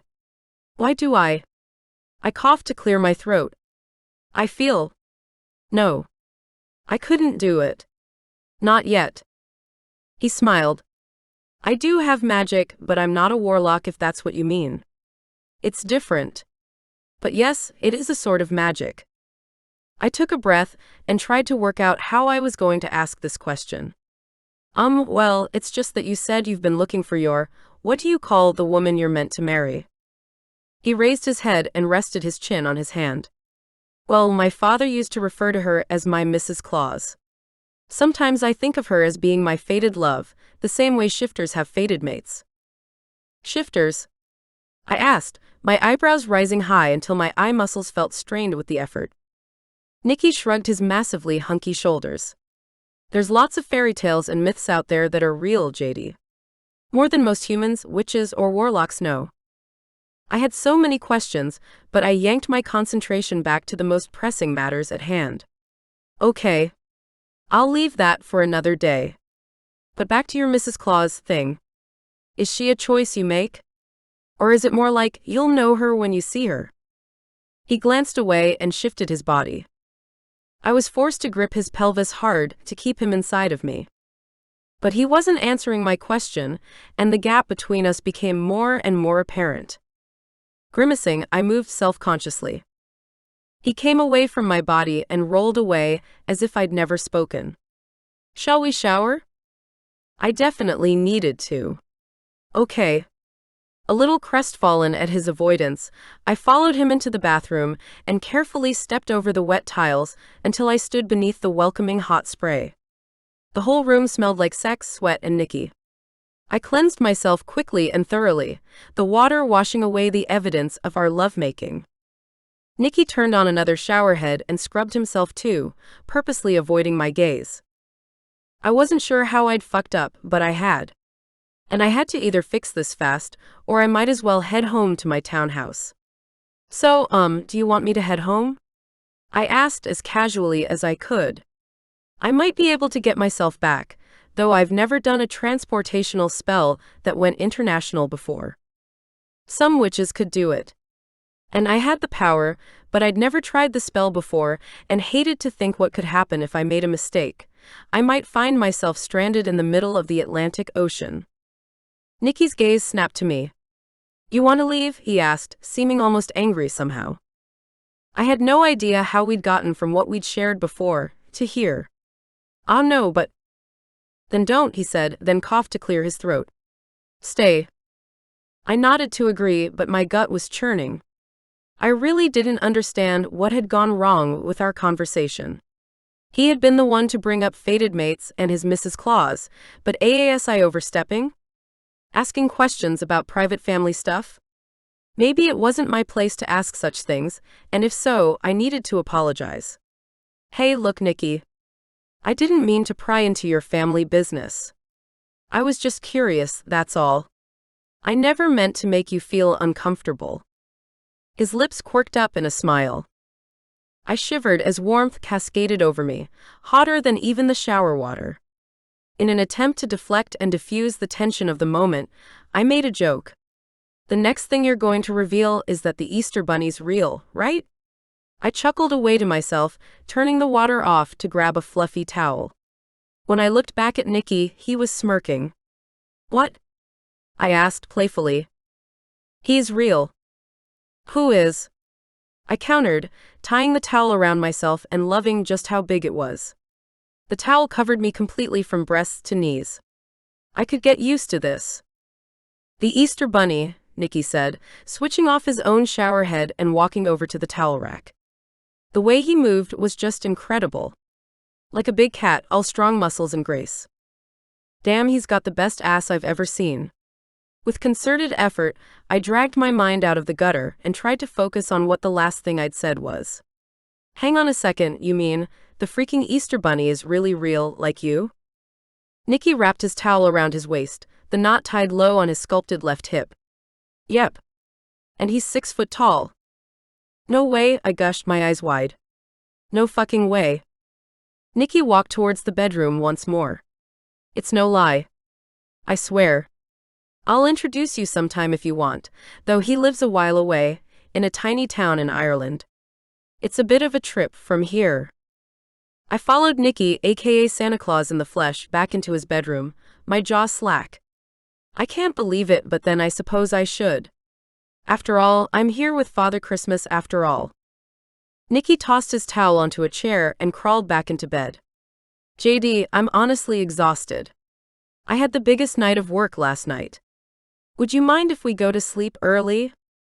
The ease of how he said the words had me stumbling over the carpet and catching myself on the huge bed. Like he'd said that 1,000 times before. Like I'd heard it 1,000,000 times before. They felt so familiar and comforting. Yeah, sure. As I said the words, a zing of premonition coursed up my spine, and a scene of the future flashed in my mind. Nicky was lying in this very bed, older and smiling. And a man stood by his side. He turned towards me, and my eyes stared right back at me. I yanked myself out of the vision and sat down on the bed, a tremor passing over me. Oh my God. I was meant to be with Nicky. I'd seen our future. Him in this bed. Our son standing by his side. Fear hit me like a wave. I'd seen my future before. I'd seen possible outcomes where I was happy, where things I wanted came to fruition. But now, I was seeing something I never even dared to dream of. A husband forever? A son of my own? Come on, beautiful, Nicky called out to me. Come rest. I nodded shakily and forced my legs to work, walking around the bed to climb in beside Santa Claus. Towel, Nicky said, reminding me to take off the wet towel I still had wrapped around me. Oh yeah, sorry. I'm feeling a bit spacey at the moment. Yeah, I know the feeling, he answered, his eyes slowly closing as he settled onto his side of the bed. I dropped the towel and rolled onto the mattress, settling onto my pillow with my back to Nicky.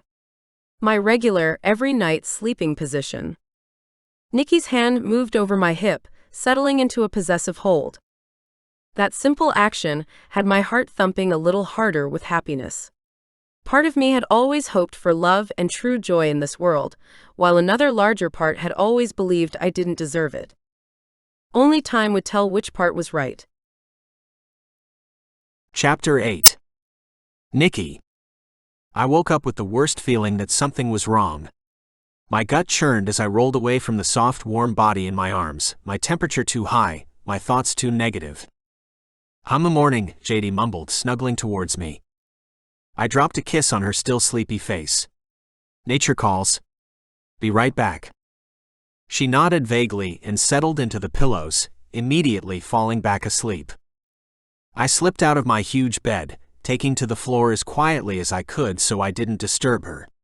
For a time I simply stood there, staring at her, my heart aching at the perfect sight of Jaydy sleeping soundly in my bed, her gorgeous long flame-red hair fanned out around her. The soft smile that tilted her lips, even in sleep, warmed something deep within me. She was glorious in a way words failed to describe, and everything inside my heart told me that this woman, this witch, was the one. The one I was meant to love. The one who would live by my side, and die by my side, and yet I couldn't force her to stay here. And I sure as hell couldn't force her to accept me, if she didn't feel the same way. And how would she react and feel if I told her the truth? If I dared to reveal that I believed she and I were meant to be, that the hand of fate brought her here, into my arms, and not just a desperate wish on a bad day. The fear and uncertainty were rattling me to my core, so I went to the bathroom and took a nice, long, soothing shower. When I emerged, Jaydy was still asleep. I dearly wanted nothing more than to climb back into bed with her, but something made me turn towards my dressing room instead. I pulled on some loose, worn denim jeans and a white shirt and walked down the hallway into the kitchen. There, sitting on a stool, was a woman I'd never seen before. She had long dark hair with flowery pink-dyed highlights.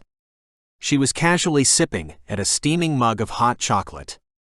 Meanwhile, Elsa was grinning like she'd never been happier. Here you go, Santa, Elsa said, pushing a tray of milky hot chocolate and gingerbread towards me. Thank you, I said, taking a drink before focusing on the woman who was sitting on the stool like she had every right being here. I'm Nicky. And I'm Pansy, she answered, grinning broadly. Oh, you're Mary and Paul's daughter? She nodded.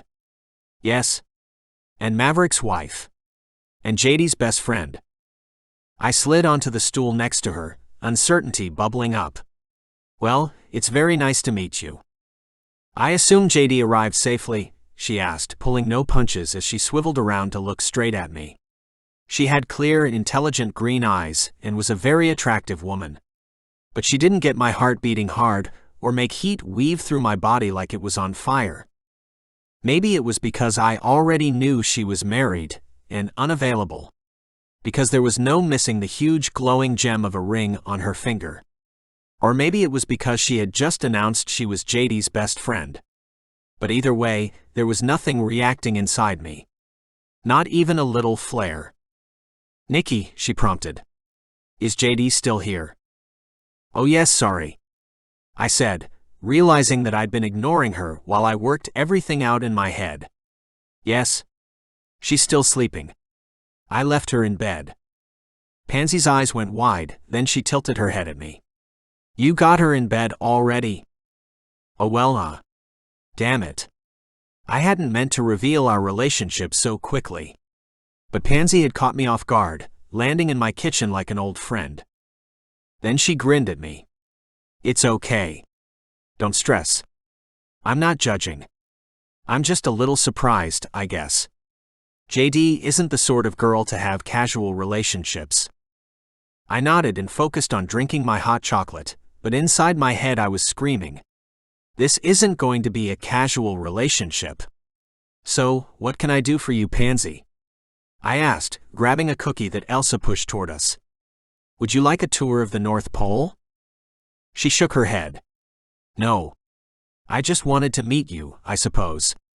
I popped past JD's house to check on her yesterday, and she wasn't there. I got worried, so I did a location spell. Well, my husband did actually, he's better at those than me. And you found out she was here. I finished for her. Pansy nodded. My parents had already told me about meeting you, so visiting you was on my list of things to do. But after I saw the mess at JD's house, and since she left her phone behind. Mess? I asked, stopping her mid-sentence. What mess? Pansy inhaled sharply, then exhaled loudly, sighing.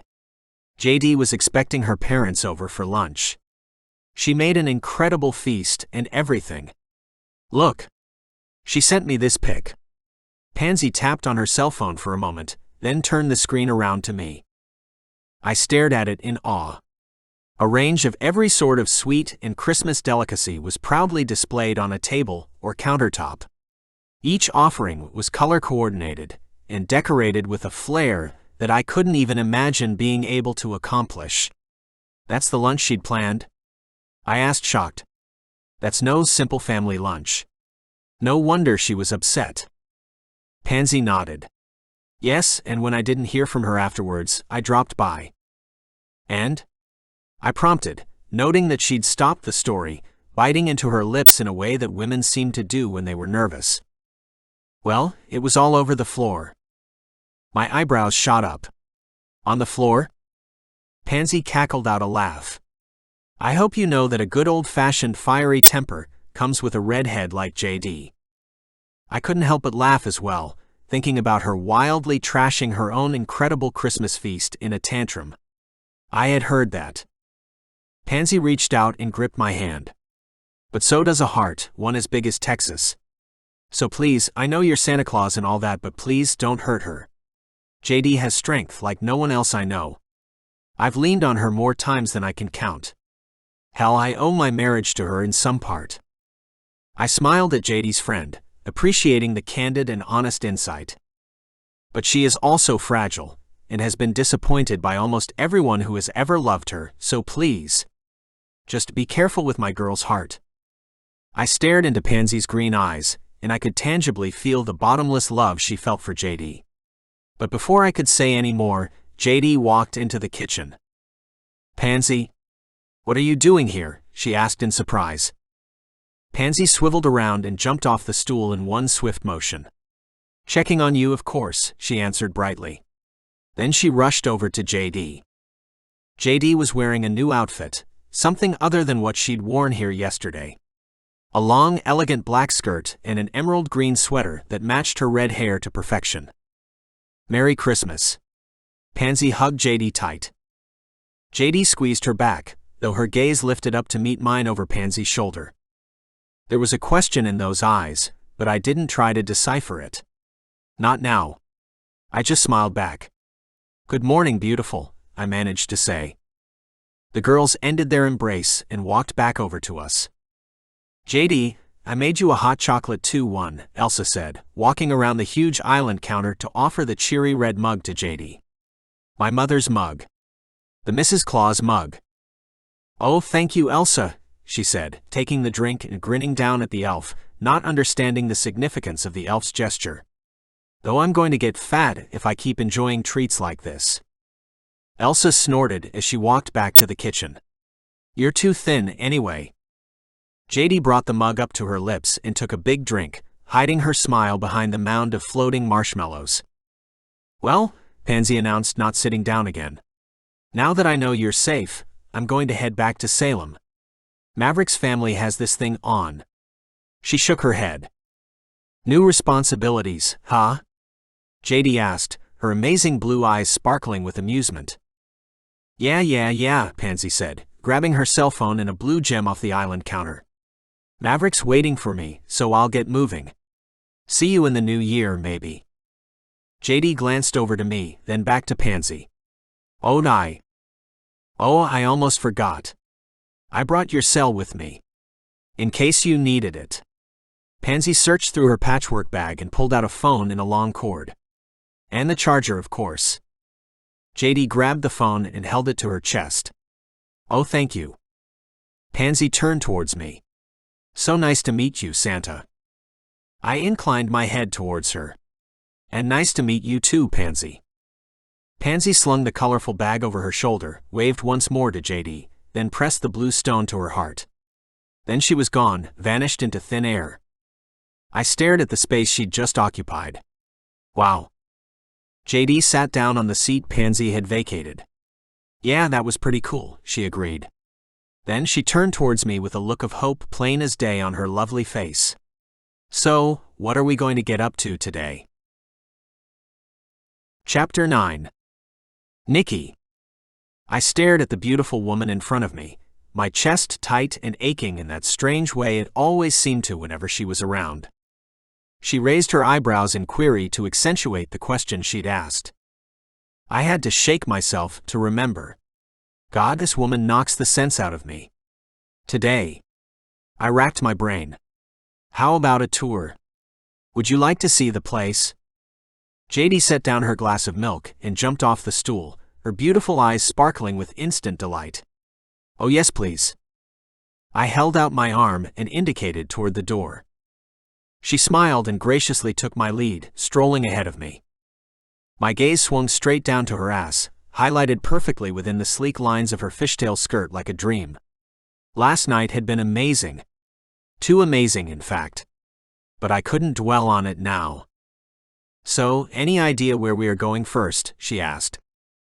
I coughed, clearing my throat and forcefully dragging my attention back to the mission at hand, and away from how much I wanted to just drag this woman back to bed. How about the workshop? I asked, walking towards the double doors that led into the area where most of the toys were made and assembled. Jaydy glanced up at me, a twinkle of sheer excitement in her eyes. As in Santa's workshop.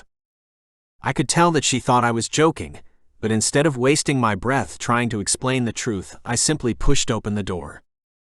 Her jaw dropped. Oh my. A laugh bubbled up inside me as pure, unadulterated childlike joy lit up Jaydy's face. I tried to imagine seeing the workshop for the first time, through the eyes of a human that actually believed Santa was nothing more than a fairy tale. It's beautiful, Jaydy said, creeping slowly into the room. I chuckled, walking in behind her. This is the quietest day of the year. Usually, it's a functional but chaotic hive of activity. But the elves all take a couple of well-deserved weeks off after Christmas to rest, recuperate, and spend time with their own families.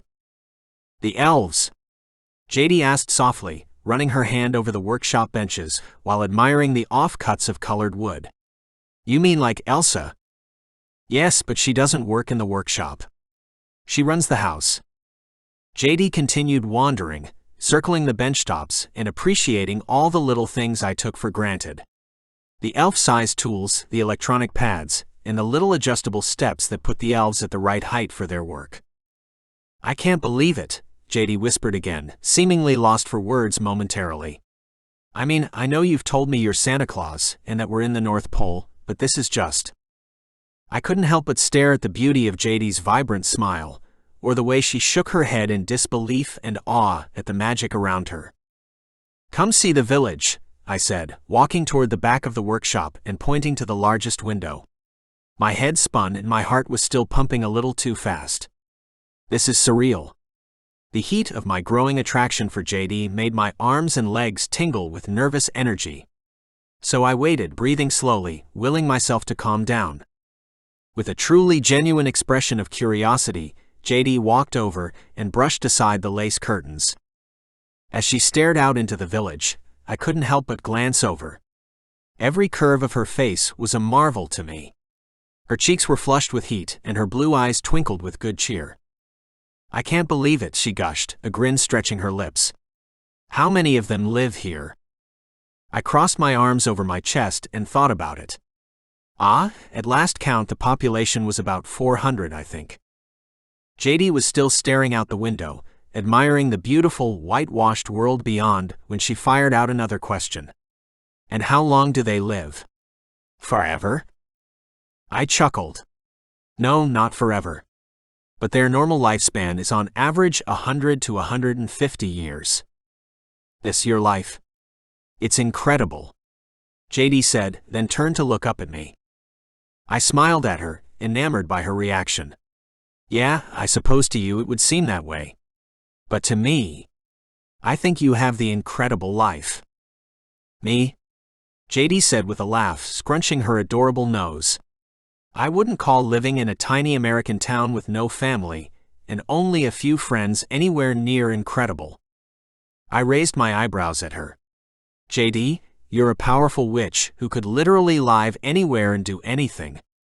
If you choose to stay in Salem, then there's probably a reason for it." She blinked at me, surprised. "And how do you know that about me?" I winked at her. "That's my magic, remember? Santa knows all." She blushed deeply, her cheeks as cherry red as her beautiful hair. I cackled out a laugh. "Not anything naughty, Jaydy, don't worry. And I'm only kidding. It's just obvious to me that if a witch with powers great enough to impress my elves stays in her tiny hometown, there's likely a reason for it." She nodded, swallowing obviously. "I suppose so." My heart thumped a little harder, making my nerves stretch even more thinly. "But really the question is, are you ready for something different? Something more?" She bit her plump sexy lower lip and stared up at me, unspeaking. My gut twisted. Am I wrong about her being the woman for me? Or is there someone or something that's keeping you there, Jaydy? A guy perhaps? She gave me a stern look, one eyebrow raised in return. "Do you really think I'd jump into bed with you if I already had a boyfriend?" "I'd hope not," I said with a shrug. "But if it's not the love of a man, then what's keeping you in Salem, Jaydy?" She looked away.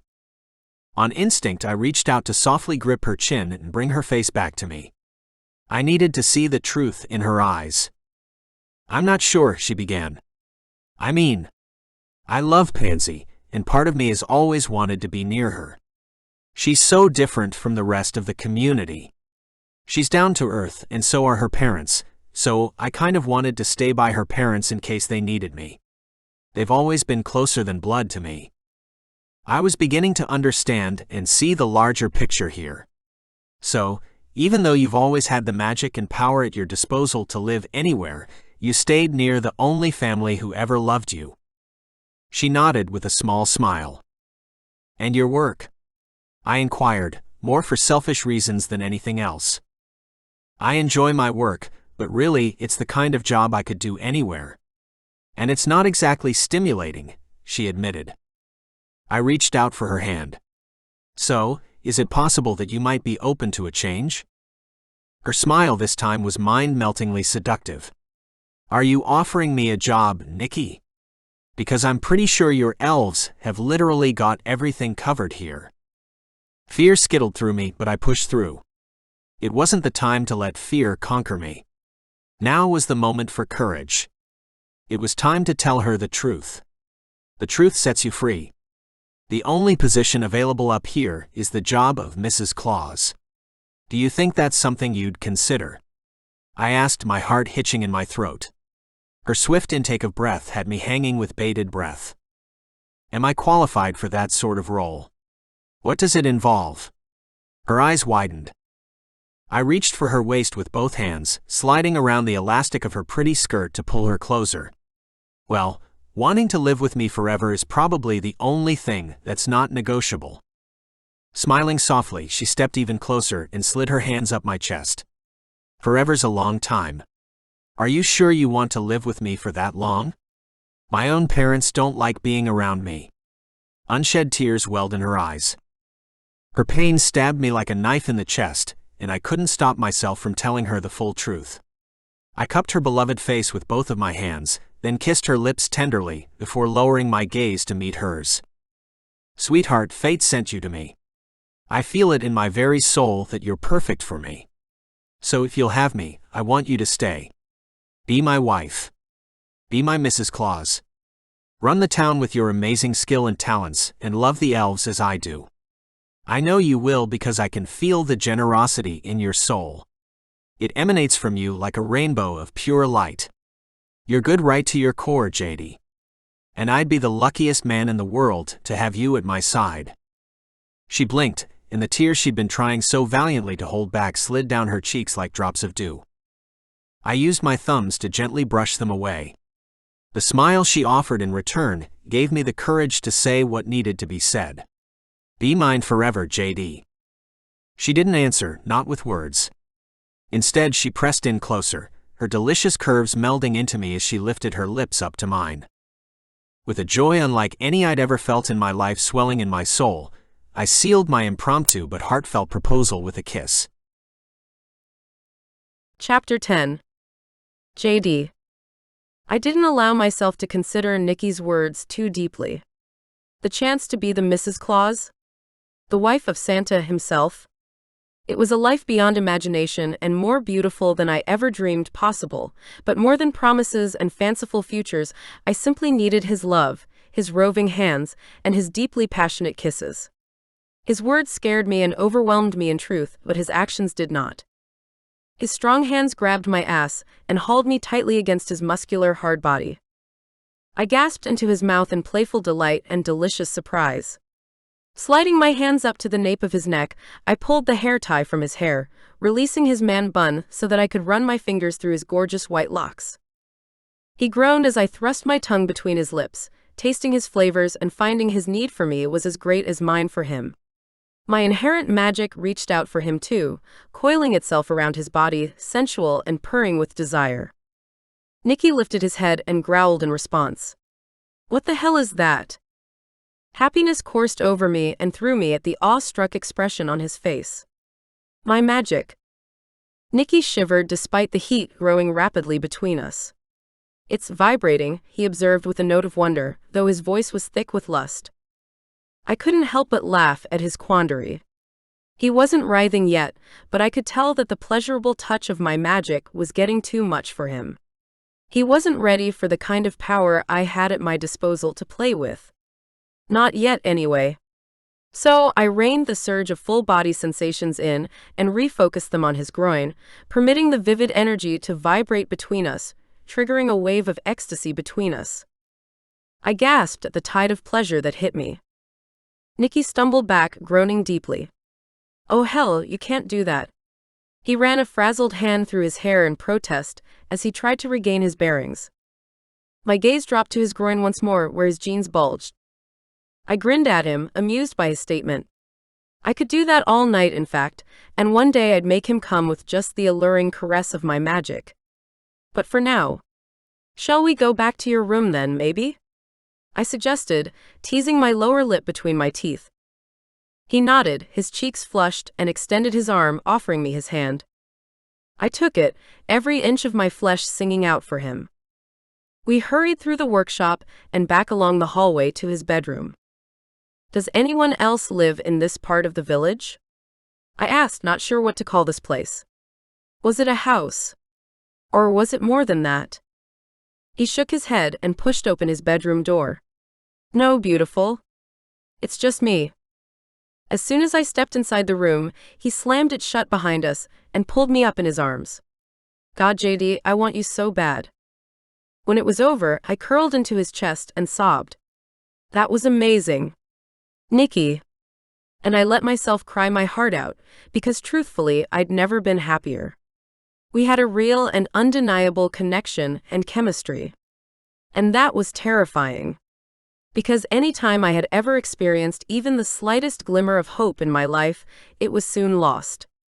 And the mere thought of losing Nicky caused my heart to hammer with an instant and insurmountable fear. Losing him was now my worst nightmare. Chapter 11. Nicky. I held Jaydy while she cried, her words and actions not quite in harmony with one another, but then women were a mystery sometimes. Could these be happy tears? I wondered. They didn't really sound like it. I'm just going to use the bathroom, Jaydy whispered, her throat a little hoarse as she pushed up from my chest to head over to the adjacent ensuite. I pulled myself up and watched her go, unsure if I should go after her or not. But when she shut the ensuite door, the choice was taken for me, and so I simply adjusted the blankets and sat there in bed. How long was an appropriate amount of time to wait for her? She had me a little worried, if I was being honest. Though, the crying didn't continue, which was somewhat encouraging. Then the water turned on. Perhaps she was just overwhelmed by how intense our session had been. I was feeling something similar too. I'd always known that sex would be different with the woman who was meant just for me, but that session was something else. It had blown my fucking mind. In the past, sex had been enjoyable, but it was never anything more than a purely physical experience. It made me feel great, the way a good training session did, like a solid run with the bonus of touch and affection. But the idea of speaking to those women, or trying to create a deeper connection, wasn't pleasant. In fact, it was intolerable, nigh on unbearable. Any attempt at going past the physical with them only emphasized the fact that there was no hope for the future. There was always a severe lack of compatibility. We were strangers relieving each other's libido, and that's it. It was fun while it lasted, but I always left feeling sick to my stomach and hollow afterward, like something was missing. Something important that I couldn't quite put my finger on. With Jaydy, there was a totally different array of emotions I felt after making love to her. I wasn't counting down the minutes and rushing off to shower or wishing I was elsewhere while they slept on me, Coyote Ugly style. I wanted her stay wrapped up in my arms so that I could protect her. I wanted her to talk to me, to tell me about her life and snatch as many precious moments as I could with her, the kind of moments where we were just together and at peace, content in the company that fate had chosen for us. Even with her running off to the bathroom crying, I didn't feel the need to join her. I was relaxed with her somehow. I'd never felt anything like it before. When the door opened and a naked, red-faced Jaydy rushed back in, I threw back the covers for her without a second thought or hesitation. She hurried over to the bed, her gorgeous breasts bouncing in the cool air before she slid between the warmth of the sheets. I expected her to cuddle into me, her head on my chest as her long red hair poured over the blankets. But she didn't. She merely sat up in the bed beside me, the covers pulled up and around her, providing her modesty. I started the conversation with a gentle smile. "You look like you need to say something, sweetheart." She nodded, biting her lip, tears welling in her eyes. I couldn't handle the sight of her distress. It tugged at my heartstrings. "Come here, sweetheart." I reached out my arm wide in a gesture of comfort and security. This time she came to me, snuggling into my body like I wanted her to. "Okay, now when you're ready, tell me what's wrong. I'm sure there isn't much that we can't overcome together, as long as we keep the lines of communication open and listen to our hearts." This gorgeous woman was my fated lover. Surely her worries were nothing to fall apart over. Perhaps it was something inconsequential about her job or her parents. Jaydy took a steadying breath and began to speak. "It's just, you seem to be entirely certain about the rightness of us being together, but for me, well, if I'm being completely honest, I'm worried and I'm scared." My chest tightened, but I reasoned that it was only natural she felt uncertain. "Well, that makes sense." "It does?" she asked, lifting her beautiful face to stare up at me. I chuckled to relieve some of the tension in the room. "Well, of course. I've known for decades about the mythology surrounding being a Santa. This is all still very new to you. So you're used to the idea that that you think." Her voice trembled, almost breaking on a whisper. I filled in the words for her. "That you're my fated Mrs. Claus?" "Yes, I am. I'm used to the idea. And I'm certain I'm right." She pushed herself up again so she could more easily look at me to talk, but didn't move far. I slid my hand over her thigh, to keep her close and maintain the precious contact between us that I never wanted to be rid of. But how? She asked. I shrugged with a lopsided grin. She pushed against my naked chest. That doesn't help, Nicky. I laughed, and I didn't really mean to, but I couldn't help it.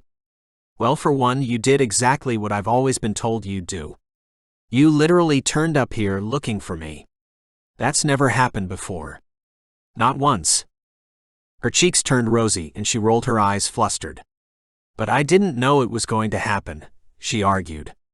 Everything just kind of happened, one event triggering another, like a line of dominoes.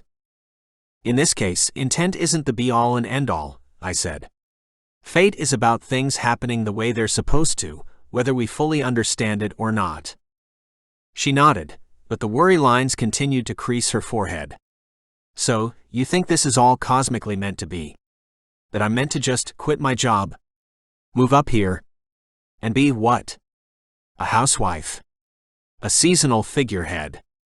A part of a children's fairy tale? Her tone of voice changed. She sounded stressed and more than a little abrasive, almost hostile. I thought you said you could do your job from anywhere. I offered, reminding her of what she'd told me earlier. Is a tree change such a bad idea? Jaydy flicked her hair back over her shoulder. Yeah, I did say that. But we've only known each other 2 days. This is extremely sudden. Wouldn't it be a little wiser to take our time before committing to any long-term plans? I frowned, not liking where this conversation was leading now. What are you saying, exactly? I withdrew my hand, feeling instantly wounded, and casually rearranged the blankets in my lap. I'm not sure exactly, Jaydy said, biting her lip again. I just think I need time to process all of this. It's just happening so fast. I didn't see the problem with that. It sounded reasonable, so I kept my mouth shut. She went on. You said that you've had time to get all of this right in your mind. I probably need the same thing, a bit more time, that's all. This has been a bloody whirlwind. So what do you suggest? I asked her, my worry slowly curdling to anger in my gut and souring my mood. Well, I have a few days off work still, she said. So maybe you could show me around some more? Tell me about what it would really be like to live all the way out here with you. I merely nodded so I didn't say something I'd regret. What was she expecting? A list and a map? A detailed blow-by-blow of the pros and cons of this magical meeting of fate? And then what? I asked. After the few days you have off work are over. Well, I could go back to Salem and maybe visit on weekends and things, couldn't I? Jaydy reasoned, a hint of hope clear in her tone. Could you come visit me, maybe sometimes? Is that allowed? Can you leave the North Pole? I can, but I don't leave often. I didn't want to tell her all about the sex and debauchery I'd planned for this week, so I just left it at that. She practically clapped. Oh, great. So we could keep dating and seeing each other, even if we go back to our own lives, right? We don't need to get married or anything crazy like that, right? Not yet, anyway. The relief I could hear in her words fired up my blood. It hurt. She was denying fate and our instant connection out of some misplaced sense of normalcy. It's not like we were average humans. Our connection was always going to be something more, and she wasn't seeing it. I threw back the covers and walked over to my wardrobe, grabbing a pair of gray sweats and pulling them over my nakedness. Nicky. I ignored her as I donned a white t-shirt, then chose a black hoodie. I wasn't cold, but dragged on the sweater too, just to buy me another minute as I tried to wrestle my temper into submission. When I emerged from the dressing room again, she was still sitting in the bed, the blankets pulled up over her breasts. The worst part was how beautiful she looked, with her long hair framing her lovely flushed face. Her creamy shoulders practically begged for my touch. Like a siren, calling to dash myself on the shores of fate. Yep. Are you okay? She asked hesitantly. Finally, I was able to nod. Yeah, I suppose you're right. We could probably do a long distance, whatever. So I withdraw my proposal from last night. That's probably for the best. Until you're sure how you feel, there's no point having that hanging between us. Her lips tilted up into a quiver of a smile. That's true. Well, that's what's freaked you out, isn't it? I asked. I was finally honest about how I felt about you, and how I saw our future going, and you don't feel the same way. She narrowed her eyes at me. I didn't say that. I just don't think it's smart to go changing our whole lives based on a 2-day acquaintance. Even though I think we're fated and meant to be. I retorted. She rolled her eyes at me. Can't you hear how stupid that sounds, Nicky? Like there's magic and then there's this. My jaw dropped. What the hell does that mean? Silence fell around us. I'd been wrong. This wasn't the woman for me. Something had told me, warned me, not to reveal fate's plan to her so soon. And now I knew why. She was obviously not the right one. I jumped the gun in my excitement and hope. I'd read into this too much. I'd built it up in my head, and she thought I was insane now. She probably thought I was desperate. But I wasn't. I trusted fate, and I could wait. If it sounds stupid to you, then a relationship between us impossible. No, Nicky. I didn't mean. I held up my hand to stop her attempted protests. I can see now that I've made a mistake. I apologize. If you'd like to leave today, I'll take you myself. Her shoulders slumped and she shook her head. This wasn't what I wanted to happen, not at all. Well, at this point, I didn't care what she wanted, which was a clear sign of how compromised and hurt I truly felt. I shook myself and took a deep, steadying breath. All right, well, maybe we need to continue the discussion? Perhaps? I don't know. Yes, she said, then gulped.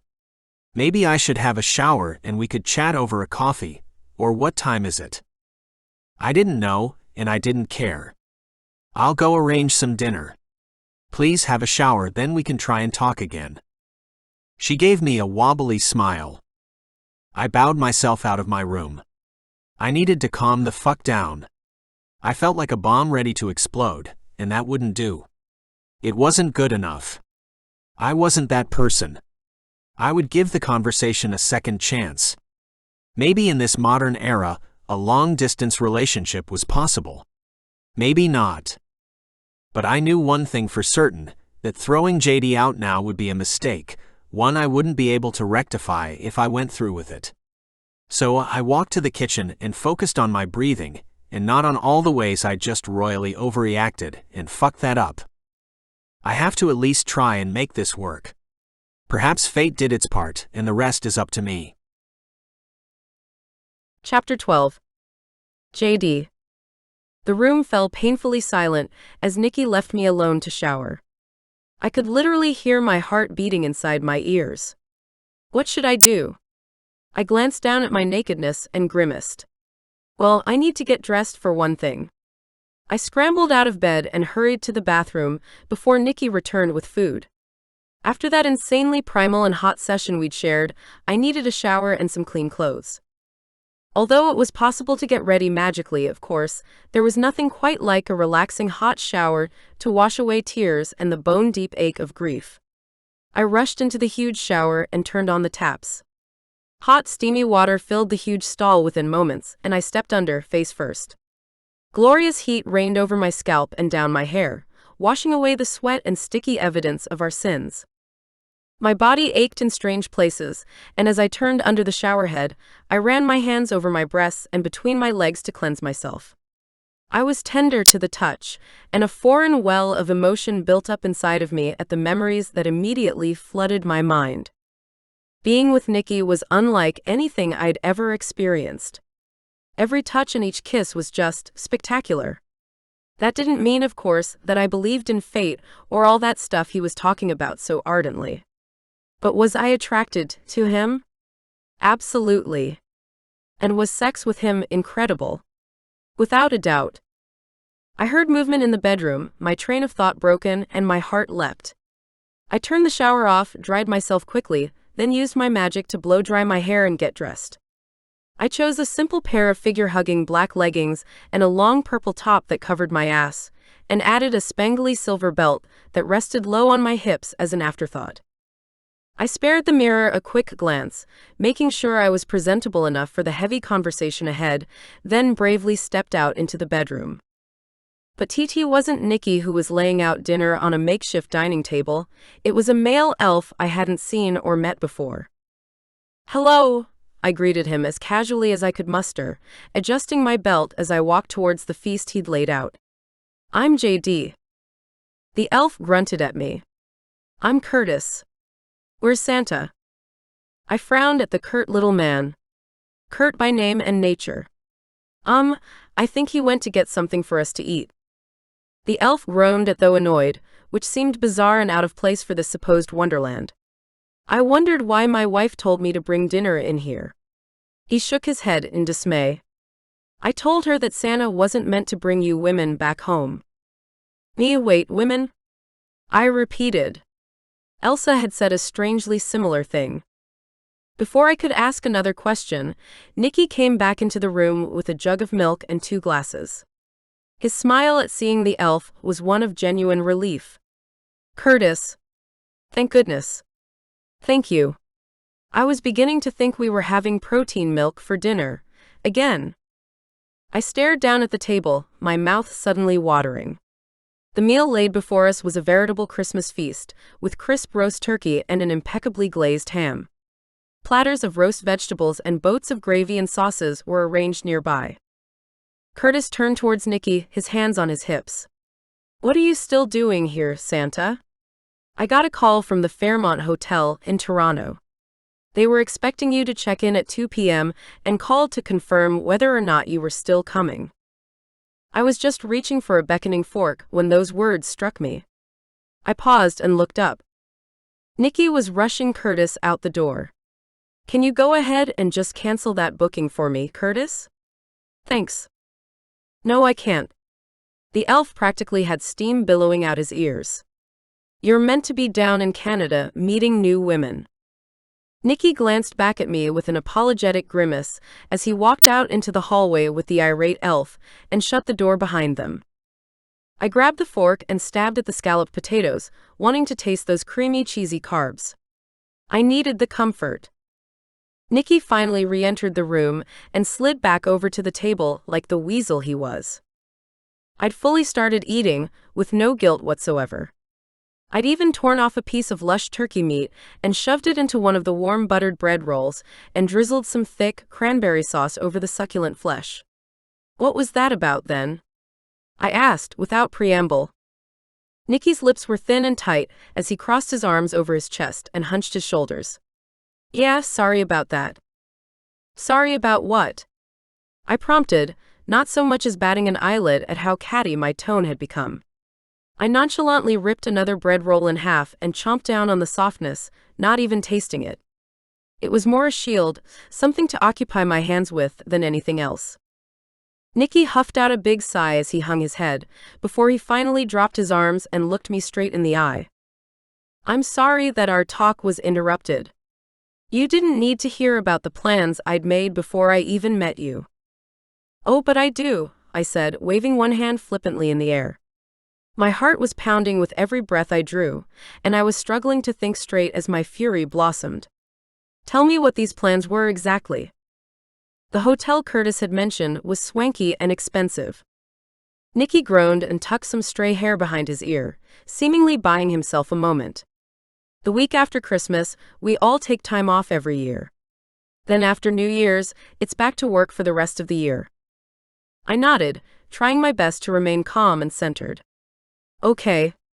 So, this is your vacation time we're talking about?" "Yes, exactly. It's the only time I ever leave the North Pole, so it's a week of... Well, it's when I let my hair down, so to speak. I have some fun, drink until I'm merry, and entertain women. It's generally the only time that I feel like a man and not the father of Christmas." His tones were soothing and rational, and yet I was blinded by rage. This was the man who swore black and blue that we were meant to be? That fate had preordained we be together? What a load of absolute crap. "Well, please don't let me stop you," I said, my tone acidic as I waved my arm toward the door. "Your fuckfest awaits." If he wanted to have sex with random strangers for a week, then he should. It was his life and his choice. But that wasn't the sort of man I wanted to be with, that was for damn sure. Oh, don't be like that, Jaydy, Nicky said. I made these plans last year. It's been a standing booking for decades now. Decades? I repeated. Fucking decades. And you think you're suddenly ready to settle down, put your loafers on, and get married? Are you serious? You'll be young forever if you keep this up, so you should. Why lose every man's veritable dream? Fuck away, Santa. Stop saying that, he bit back, his volume rising. Saying what? I yelled, throwing my hands up in the air. That you're a proverbial Peter Pan? You've literally got decades of fucking around ahead of you, and never having to grow up. Why on earth did you propose to me if you didn't mean it? And why would you? That would be an end to all your fun. Nicky groaned and pinched the bridge of his nose. Now you're just being a bitch. Seriously, Jaydy, just stop. You're blowing this way out of proportion. There was no holding back the steam now. My lid blew off and I saw red. Fuck you, Nicky. Enjoy your vacation. See you next lifetime, maybe. I snapped my fingers and magically transported Santa Claus to his damn ritzy hotel in Toronto. Feeling a mite guilty for dumping him in the lobby alone without so much as a change of clothes, I stomped into his walk-in robe, threw an armful of things in a suitcase, then sent it off to join him. You bloody bastard, I hissed, stomping back into his room. I knew you were too good to be true. The one time I thought I'd found a decent man, he turns out to be a freaking bloody man-whore. Trust my luck. I shook my head and took some deep, steadying breaths to recharge my magic. It's simple, I reasoned. I'm just plain unlovable. My parents hadn't loved me, and no boyfriend ever had. Why would Santa Claus? He was a fairy tale, and I was, well, me. With tears swimming in my eyes, I snapped my fingers a final time and transported myself home. Back to my tiny townhouse and to my lonely bedroom. In the next heartbeat, my legs caved, and I collapsed onto the rug, a pained howl tearing from my throat to shatter the overwhelming and stagnant silence. Fuck. Chapter 13. Nicky. The man in front of me blinked before his jaw dropped. Can I help you, sir? I glanced around quickly in an attempt to gain my bearings. Recognition washed over me. Damn it. I'd been to this hotel countless times before, and I automatically responded. I'm Nicholas Shaw, I said, using my pseudonym. Oh yes, sir, of course, the concierge said, tapping away on his computer. Yes, I see you're booked into the penthouse for the week. Do you have any bags with you today? Bags? Crap. I looked down at my feet as my suitcase manifested by magic. Jaydy's magic, to be exact. Yes. Just the one. The concierge handed me a key card. Excellent, sir. You're all paid up, so please enjoy your stay. And if you need anything at all, don't hesitate to call down to reception. I nodded at him, and a bellboy rushed over promptly to help me with my bag. I smiled at him and waved him off. I'm fine, but thank you. I know the way. I picked up my suitcase, my head and heart heavy as I made my way toward the elevator. Everything was familiar. From the polished marble floors in the picturesque lobby, to the plush carpet that lined the hallways. I managed to hold it together until I set foot inside the penthouse, the ridiculously large and flawlessly opulent suite making a mockery of my dour mood. Tossing my suitcase onto the white couch, I paced around the room. What a fucking mess. How had things gone so exceptionally wrong? One moment I'd been on top of the world. Jaydy and I had been sharing soul-shattering sex, and I'd proposed marriage, convinced that I'd finally found my Mrs. Claus. The woman I'd been waiting for all these long years, the woman of my dreams, the woman who fulfilled my fairy tale. And the next thing I knew, everything had gone to hell in a fucking handbasket in a simply spectacular fashion. Now, I was standing in the bachelor pad I'd booked a year in advance. I stomped to the windows, arms crossed over my chest, and stared out at the beautiful Vancouver skyline. I'd been dreaming about this day for months. Having been alone all year, starved of affection and sex, the thing that had kept me going was knowing that soon I'd be surrounded by women, one of which I loosely thought might one day become my wife. Or at least, that's what I'd hoped at the time. Now though, my heart ached like a cosmic fist had squeezed the very life out of it, until there were just no beats left in it. But the way I saw it was, I had a few choices left. This misunderstanding hurt more than I imagined it would. I'd never really felt anything like it, and I didn't want to go on in pain like this. The thought of having had Jaydy in my grasp only to lose her was too much. Perhaps I could forget that fate had sent me a beautiful woman to adore, and simply assume a huge mistake had been made. A galactic fuck-up of sorts. There was a knock at the door, and a bolt of hope shot through me.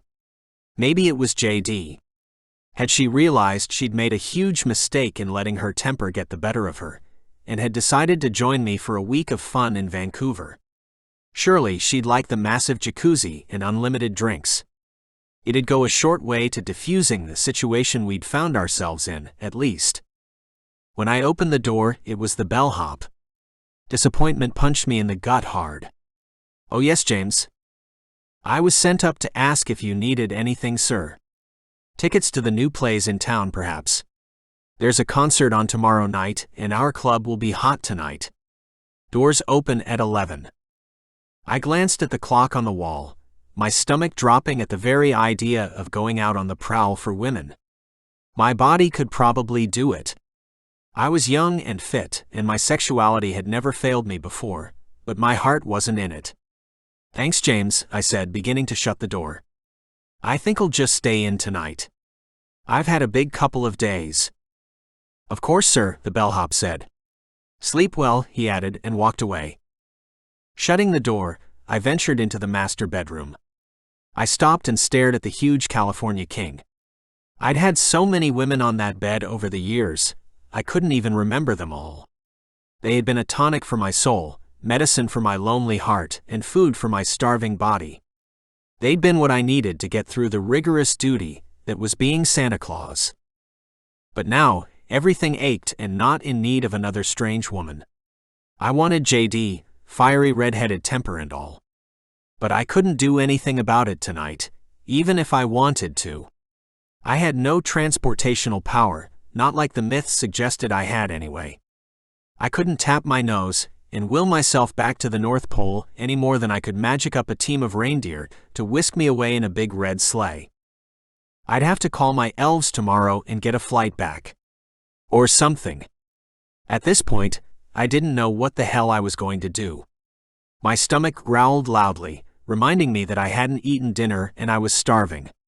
I walked over to the phone and ordered room service. I might as well enjoy the hotel while I'm here. I ducked off to have a quick shower while I waited for dinner to arrive, answering the door with only a towel wrapped around my waist. I'd been expecting James, but it wasn't the male bellhop. It was Tiffany. "Hello, Nicky," she purred, pushing the silver cart into my room. Her long blonde hair fell in waves around her shoulders, and her heavily made-up eyes twinkled with mischief in my direction. Oh shit. This was definitely not what I had planned. Not tonight. "Good evening, Tiffany," I said, purposely leaving the door wide open so that I wasn't trapped inside the suite with her. She pushed the trolley all the way over to the dining table, then made a big display of putting the silver dishes out onto the table for me. When she turned back around, she frowned at me. "Aren't you coming in?" I tilted my head towards the exit in a none too subtle gesture. "I'll show you out, then I'll eat." She flicked her hair over her shoulder dramatically and began unbuttoning her white blouse. "My shift finished 10 minutes ago," she said suggestively. "So, why don't I hang around for a little while? We can catch up. It's been a while." Her ample cleavage was exposed now, and I couldn't stop my mind from drifting back to the time we'd spent together just last year. Tiffany was a straight 10 by most people's standards. She had lovely clear skin, a pretty face, and a killer body. But tonight, she didn't even so much as rouse a single throb.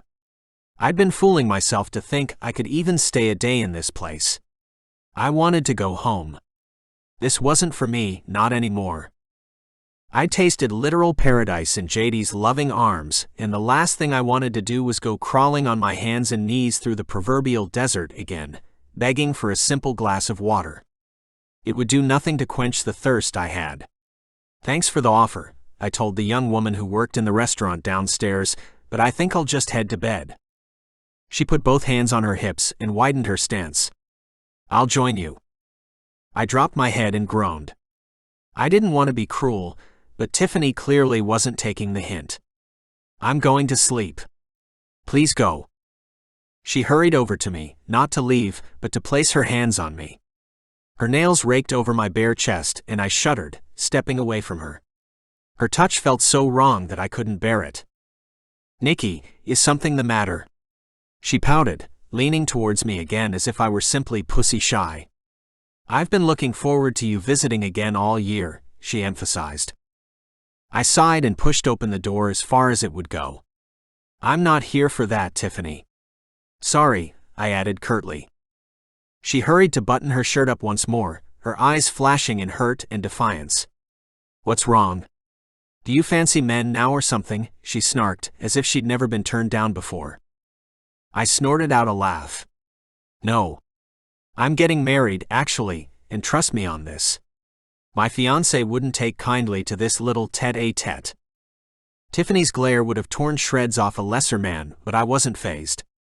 Not even by the lie I just told. It felt right, and if I had my way, it would be true soon enough. Tiffany stuck her nose in the air and marched out in a flurry of blonde fury. I slammed the door behind her and sat down to enjoy my steak in peace while it was still warm. I'd have a good night's sleep in that massive bed, alone. Then I'd put together a plan in the morning to get my Mrs. Claus back. Chapter 14. Jaydy. I'd been back from the North Pole for 2 days, and it was pretty damn clear that I'd made a fucking monumental mistake. I shook my head at myself. My bloody temper always gets the better of me, I muttered in dismay. I made myself a hot chocolate, put a rom-com on the TV, and climbed onto the couch with a comfortable fluffy blanket. I was the very image of pathetic, and I knew it. In fact, I reveled in it. Like a prisoner sitting in a cell for a crime they felt guilty about, I deserved to feel like shit. I'd been given the chance at a relationship with someone pretty special, and I'd managed to fuck it up. Just like everything else in my life. But at least my trashed house had been an easy fix. One simple cleaning spell later, and the kitchen was spotless, and no longer a reminder of what a spectacular failure Christmas Day had been. My phone began to ring, then shot a light in the air. Speak of the devil. I sighed. There was only one person who called me in such a spectacularly over-the-top fashion, and I was not in the mood for it. "Hello, Mother?" I said curtly before staring at the screen as I took a big gulp of my sweet drink, filled to the brim with pink and white mini marshmallows. "Jaydy, what are you doing?" She tutted as though I was 5 years old and had gotten mud on my new dress. "I'm enjoying my Christmas vacation," I shot back at her. "In a manner of speaking. What are you doing?" She had her long white hair swept up into a strange twist, and dainty pearls adorned her earlobes. "Oh, didn't I mention, darling? We're about to have dinner with the President of Austria," she chirped, ever the consummate gossip and status chaser. I buried my lips in my hot chocolate, then answered. "Of course you are." My mother tutted at me. The blatant display of disapproval reignited the blaze of anger that my fight with Nicky had kindled. I lifted my gaze and glared at my mother's sour face. "Do you want something, Mother?" "I was only calling to check in for New Year's Eve," she said, patting down her hair as though looking in a mirror while she spoke to me. "I assume you received our invitation?" "To their house in Paris?" "Yeah, I'd gotten it." "I did, but I have plans. Maybe next year." My mother's gaze narrowed. "You should come, Jaydy. There will be plenty of eligible bachelors there, this year." I set my drink on the coffee table in front of me, not in the mood to pander to my mother's bullshit today. "Thanks for the invitation, but I have plans," I reiterated. My mother's smile fell, her expression unpleasant. "You know I can make you, Jaydy," she threatened. I straightened up and glared straight back at her. Really? I reached into my well of magic and snapped my fingers, transporting my mother from her house to my home in an instant. She stood before me for the first time all year. My gut churned, not with anxiety but with anger. She blinked and glanced around at my homey little living room. What did you do? She accused. I threw my blanket off my lap and got to my feet. The same thing I should have bloody done on Christmas Day. Made you come and visit me after I'd spent weeks looking forward to seeing you, and had spent all morning preparing my house and the food for you. Mom rolled her eyes. Oh, Jaydy, stop being so dramatic, please. It's unbecoming. You're a grown woman now. You have your own life and we have ours. We don't need to live in each other's pockets all the time. Each other's pockets. I repeated, unable to believe I was hearing the words. My temper exploded and I screamed in her face. Are you actually fucking kidding me right now? My mother blinked, startled for what looked like the first time in her whole life. But I wasn't done. You missed half my birthdays and most Christmas days as I was growing up because you were too busy sucking up to all the different courts and councils. It's like I've meant absolutely fuck all to you. Mother sniffed and lifted her hands, inspecting her nails as she did when she wanted to avoid a touchy conversation. You had a good childhood, Jaydy. Don't be a brat. You traveled the world, had more toys than anyone you knew, and now, as an adult, you have power and connections, and it's all thanks to us. I tore at my hair and screamed again. I didn't want any of that. I still don't. I just wanted my parents to love me, to show that they gave a bloody shit. Finally, my mother lifted her head and frowned at me as though she was confused. I waited for her to deny my words, to declare that she did indeed love me. But she just stood there like a fucking formless statue. Like a robot. A heartless robot. Just go, I said, flicking my hand and turning to walk back to the kitchen. I needed more than a hot chocolate after this conversation. Jaydy. She finally called out. I turned around, keeping my expectations rock bottom low. I do love you. Yeah, right. I waited for the rest of what was surely a riveting addition to our failure at communication. I'm just not maternal. I never was. And there it was. The whole reason I was so fucked up. I sighed heavily. And you never will be, Mom. So just go. Go back to your life and stay out of mine. I continued into the kitchen and snatched at my emergency supply of chocolate and candy from the top shelf. When I returned to my couch, my mother was gone. I sat down on the couch and resumed my lazy day posture. Movie on. Blanket in lap. And enough calories for a whole month within arm's reach. I couldn't even cry. I didn't have enough tears left to spare a single one for my parents. They'd never loved me the way I needed them to, and they never would. My last hope that they could eventually be halfway decent was gone. In truth, it had been gone, really, since the moment they ditched me on Christmas. I just hadn't been able to face it. The child that still dwelled at the heart of me didn't want to accept it. Maybe Nicky was right, and I needed to get out of here. I'd been acting small and feeling small for far too long. I was capable of so much more. I'd chosen to stay in sleepy little Salem to be close to everything safe and familiar. Pansy and her parents, friends from school, the streets I grew up on. But Mary and Tony were off traveling the wide world, even with their limited magical abilities. And Pansy had married the next High Warlock of Salem. She would be in London every second week of the year, as would he. They were all okay, all taken care of, off doing what they loved with the people they loved. Maybe I should move? I pondered. Just sell up my townhouse and go traveling. Or maybe even rent it out and head to New York.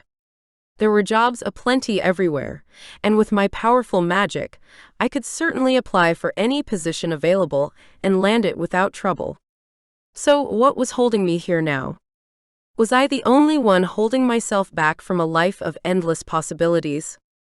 I reached into my bowl of candy and sighed, mindlessly eating my feelings, not able to face a lifetime's worth of hurt, disappointment, and parental alienation, let alone the loss of my once-in-a-lifetime chance at love today. Maybe tomorrow. For now, I had truckloads of sugary dopamine to binge on, and God knows, misery loves company. Chapter 15. Jaydy. When there was a knock on my door after dinner, I trundled down the stairs in my fluffy Christmas dressing gown and opened it. "Hello, stranger," Pansy beamed at me. Maverick stood behind her with his characteristic smile. "Hey guys," I said, a genuine smile of my own reaching my lips for the first time in days.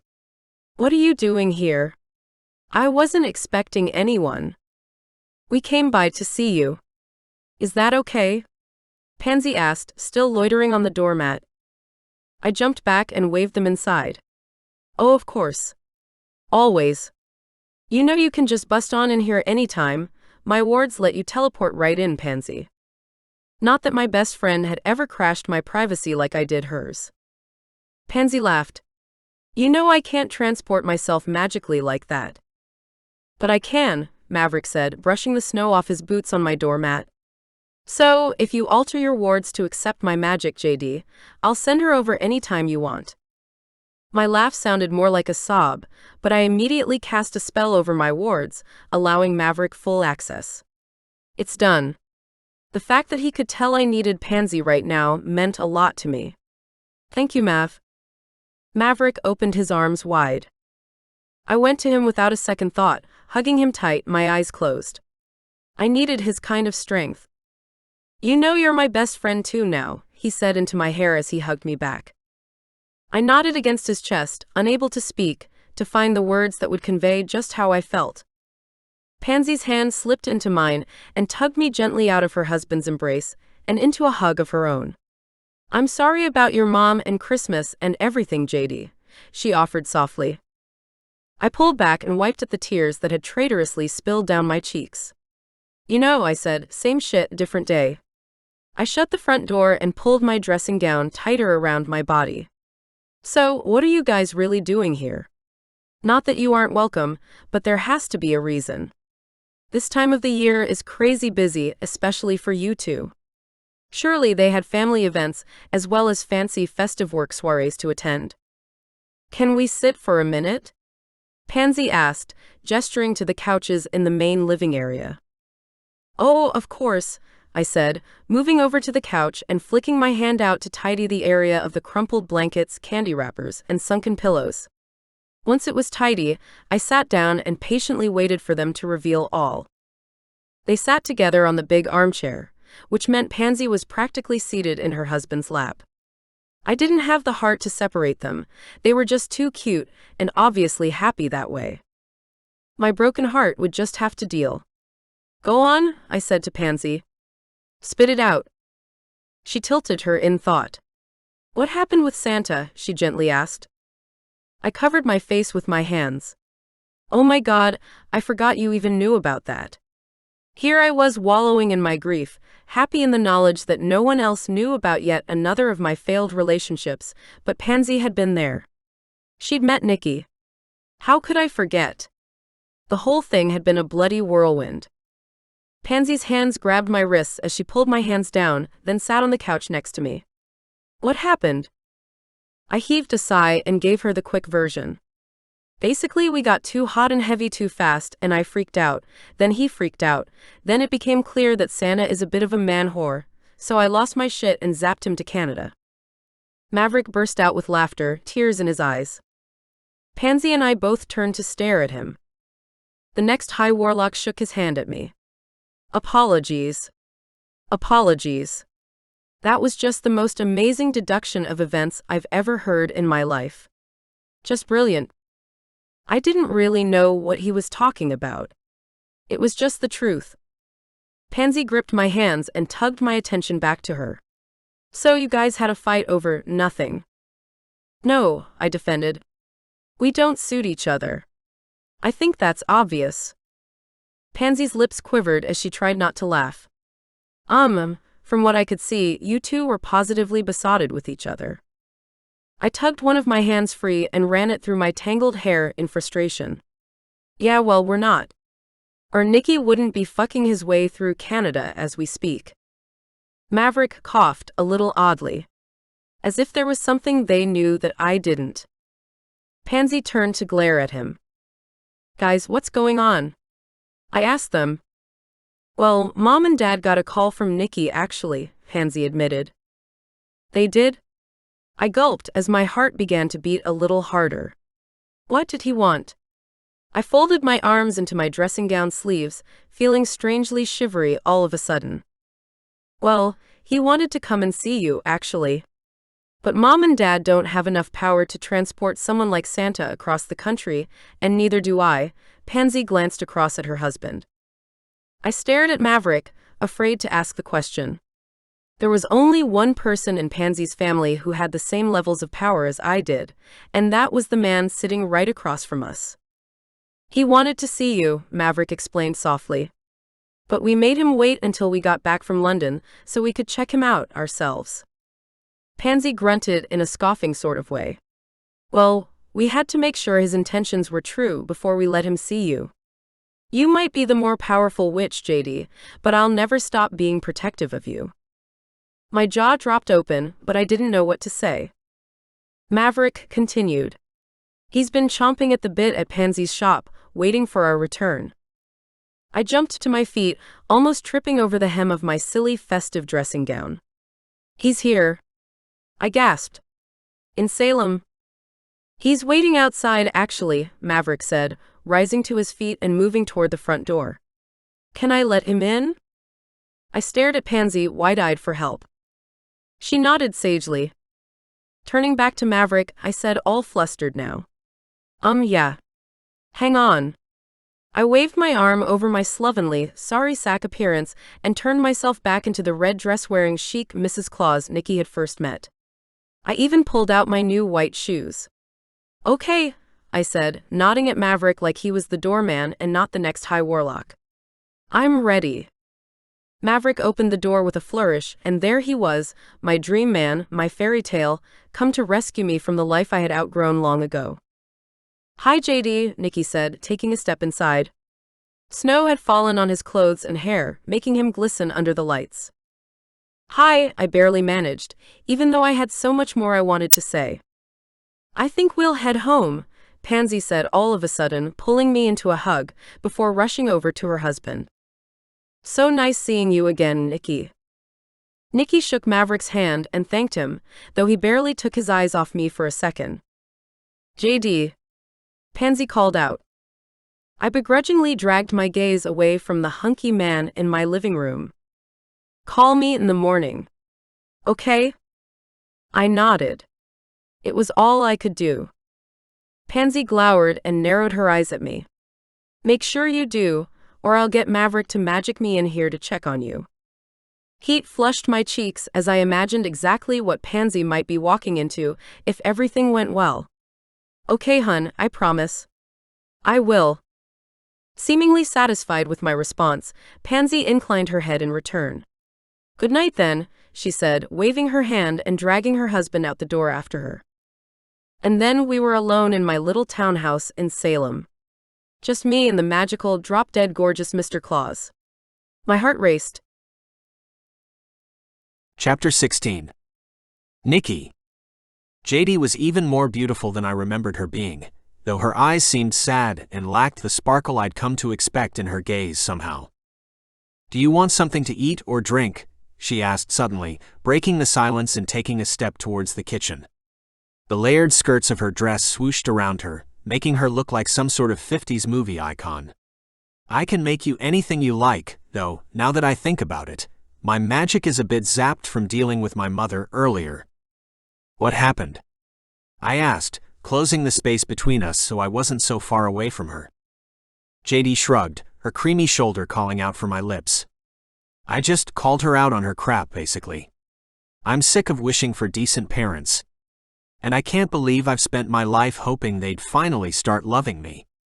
People don't change. Not like that. It was irrational of me to ever think they could. I reached out for her, wrapping a hand around her waist and drawing her close. She didn't fight me or try to walk away. In fact, she melted right into me with a sigh of relief, like it was the most natural thing in the world. Like it was where she belonged and where she wanted to be. "I'm sorry you had to deal with that," I said, pulling her even closer so that I could hug her tight.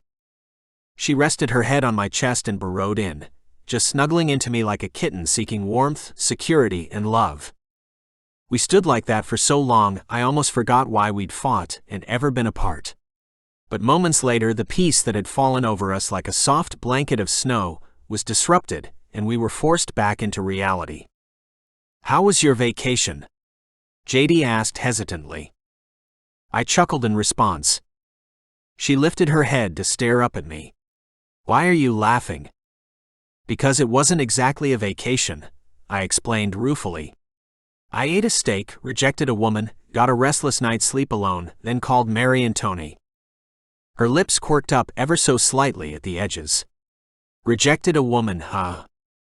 I chuckled again at her expression. How did I know that would be the only part of that sentence that you'd hear? I sighed.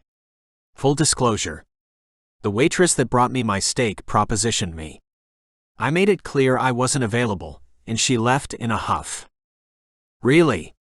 Jaydy whispered, her beautiful blue eyes fast glistening with tears. I dropped a gentle kiss on her sweet rosy lips. "Of course I did. Even though you haven't accepted my proposal yet, I told her I was engaged, and as far as I'm concerned, I am. Nothing's changed. You're everything I've ever wanted, Jaydy. Passionate and crazy, intelligent and beautiful, fiery and feist. Please forgive me for the past and know that I only want you in my future." She reached up and cupped my face, her eyes brimming with love. "I'm so sorry I overreacted, Nicky. I just didn't know how to respond to all that talk about being fated lovers. It was sort of overwhelming. And when you told me about your old lifestyle, I got jealous. I didn't want to imagine you being with anyone else, even if I wasn't ready to accept it yet." I smiled at her and kissed her again, this time slowly and with heart behind it. "I grew up with it," I said gently. "Fate has always been a part of the equation, a part of the magic. I understand that it's going to take you time to be comfortable with the idea. So how about we just be together? I can't be apart from you now, Jaydy, but there's no rush to marry or start a family. We'll figure it out together as we go along. It takes two to tango, as they say." I smiled, hope exploding within me. Jaydy sniffled, returning my smile. "I would love that, Nicky." "In fact," I began, stroking my hands down over her fine ass, "I was thinking we might start over with a vacation of our own. I canceled my usual room in Vancouver, and thought maybe you'd want to come back with me. We can stay in one of the funky couple suites for 2 weeks if you want. Perhaps check out the town and see a play. Or maybe you want to go to New York.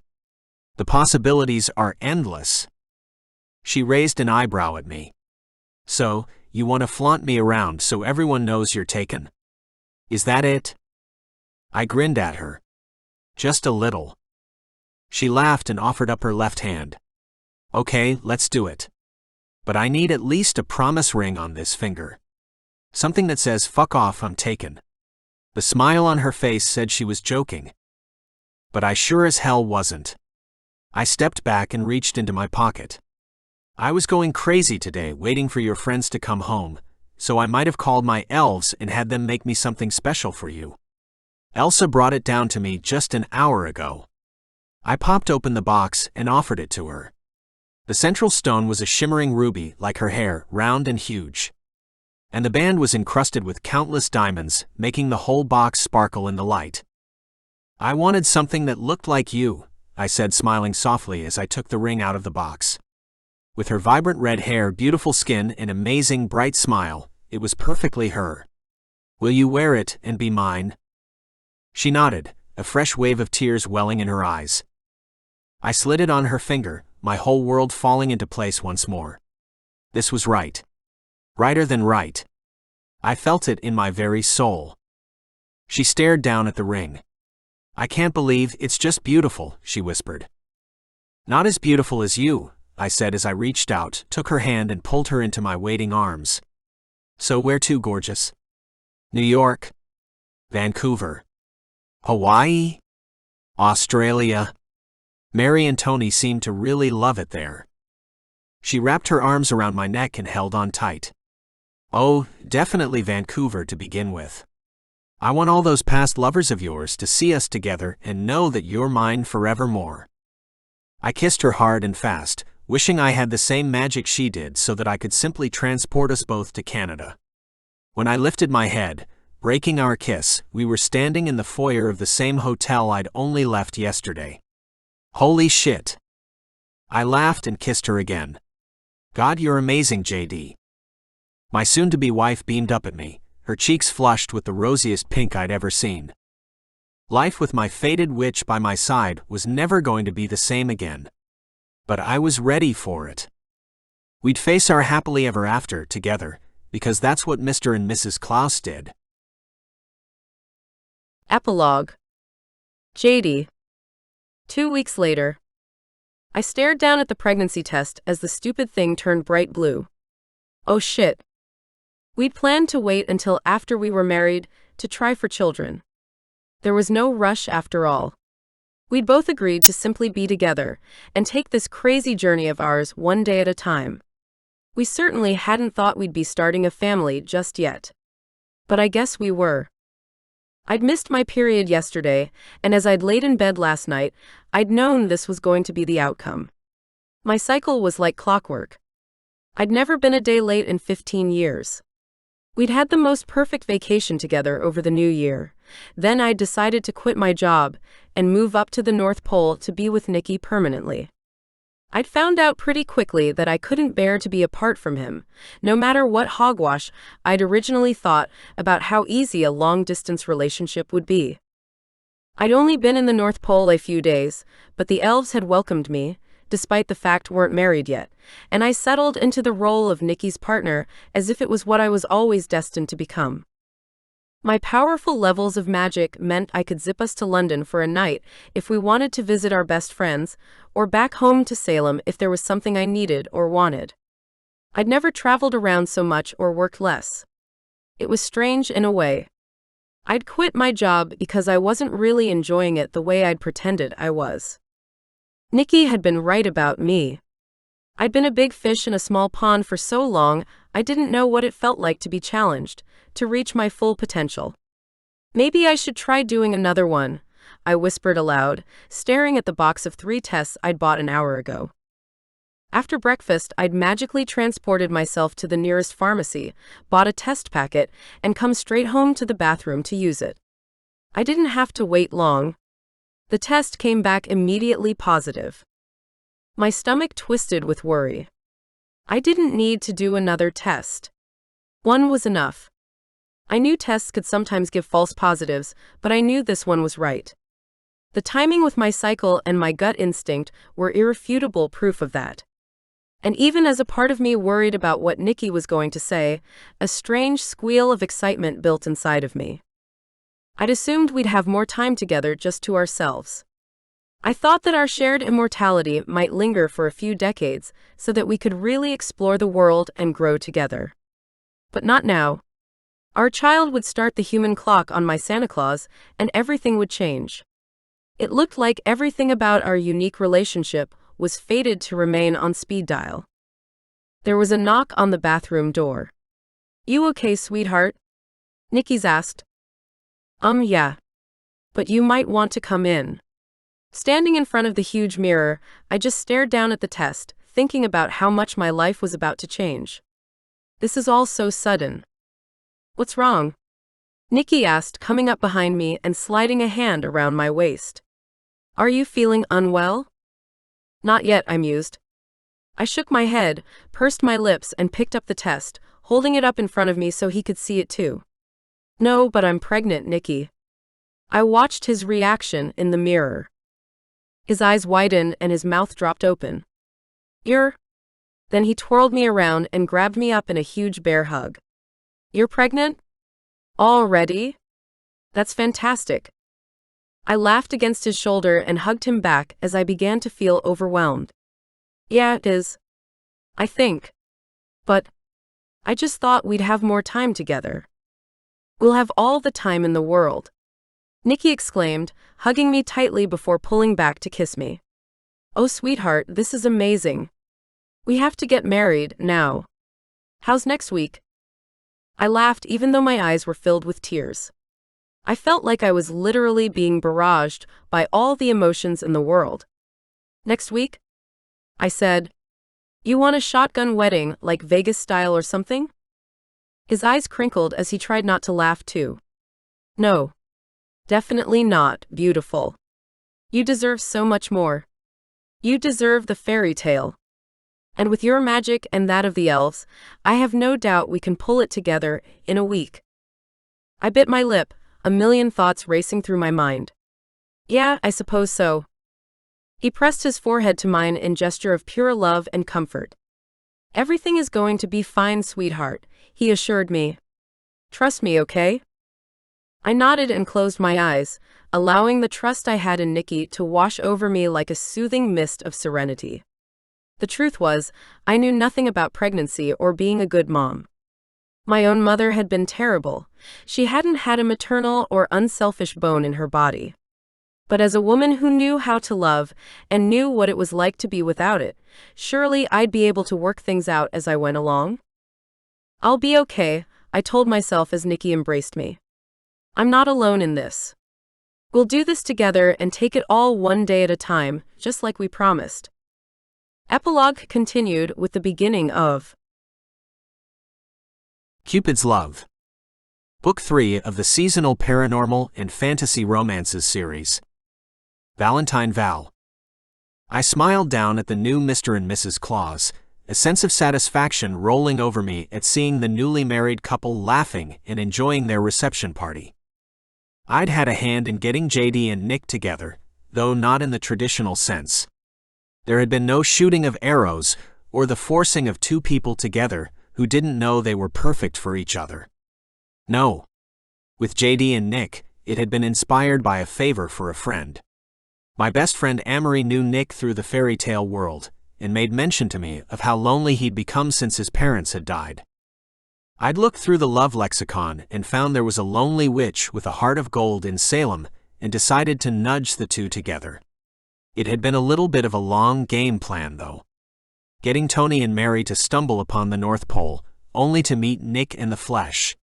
Then I had to pick my moment, whispering into Mary's ear that she should give Jaydy the card from Santa at the opportune time. There were so many moving pieces to their romantic puzzle, but once they were together, the magic happened just the way it should. There weren't many things better than a fated, passionate, and all-consuming love. And Nick and Jaydy had it in spades, and together they would soon bring a precious little child into the world, one who would grow in its beautiful light. I took one final look at their happy faces, then took flight, flying away from the reception and toward the sky. We angels lived in the clouds, or more accurately, through a magical veil and beyond, in another realm that was accessed directly via the clouds. I headed straight for one of the celestial doors, flying through and into our designated area. Love angels were considered less than by the strong and fearsome warrior angels as well as by the fleet-winged messenger angels, but I couldn't care less. We had so much more freedom than any of the other ranks of angels. We were always flying back and forth to Earth, and our whole existences were focused upon punting souls who would be in love forever. What better job was there? I felt blessed to be what I was, truthfully. Tucking in my wings at my back once more, I walked down the familiar corridor and into our common area. Amory was standing by the water fountain with a friend of ours, Tyrone. My immediate reaction was one that we frowned upon as angels of love. Anger and jealousy, emotions unbecoming of our rank. Tyrone was a good-looking man, and a lot of the other angels, male and female alike, had been with him at one point or another. Not Amory, not yet anyway. I lifted my hand and waved at them as they both glanced my way. Amory's whole face lit up with a smile that beckoned to me. She was wearing her long blonde hair straight today, which made her look sophisticated, an altogether different girl from the one I'd grown up with. "Hey," I greeted them both, stepping into their circle. "Hey back," Amory said, grabbing my hand and squeezing. How was the wedding? I'm so sorry I missed it. It was lovely, I managed to reply, my skin aching from where she was touching me. You should contact Nicky when things slow down and see if you two can catch up. You'll love Jaydy. She's a real spitfire. Tyrone ignored me completely and changed the subject. So, what are your assignments like this week, Amory? Amory let go of my hand, and with an apologetic smile picked up her conversation with Tyrone once more. I listened to them chatting about work for a while, but I was itching to get away. I'm just going to grab something to eat, then head back to my room, I announced when there was a natural lull in their conversation. Oh, okay, Amory said, no longer beaming, her radiance somehow dimmer. We'll catch up later then. Absolutely, I agreed, then took my leave. Angels had rules about fraternizing with each other, and with humans if I was being specific. We weren't meant to being intimate with either. But if the need for physical contact became too much and we succumbed, then that was all it was allowed to be. A fleeting desire to meet our needs, then it was back to work. Love and relationships were not on the cards for angels, not even we cupids. But that didn't stop me from loving my best friend. In fact, I'd been in love with her for as long as I could remember. But until the heavenly laws of our realm changed, I was stuck with cold showers to suppress the fire burning within me, and even colder nights alone in my bed. The end. I hope you enjoy my Christmas seasonal romance. Next up on the calendar is Valentine's Day and my Romance Cupid's Love pre-order, here.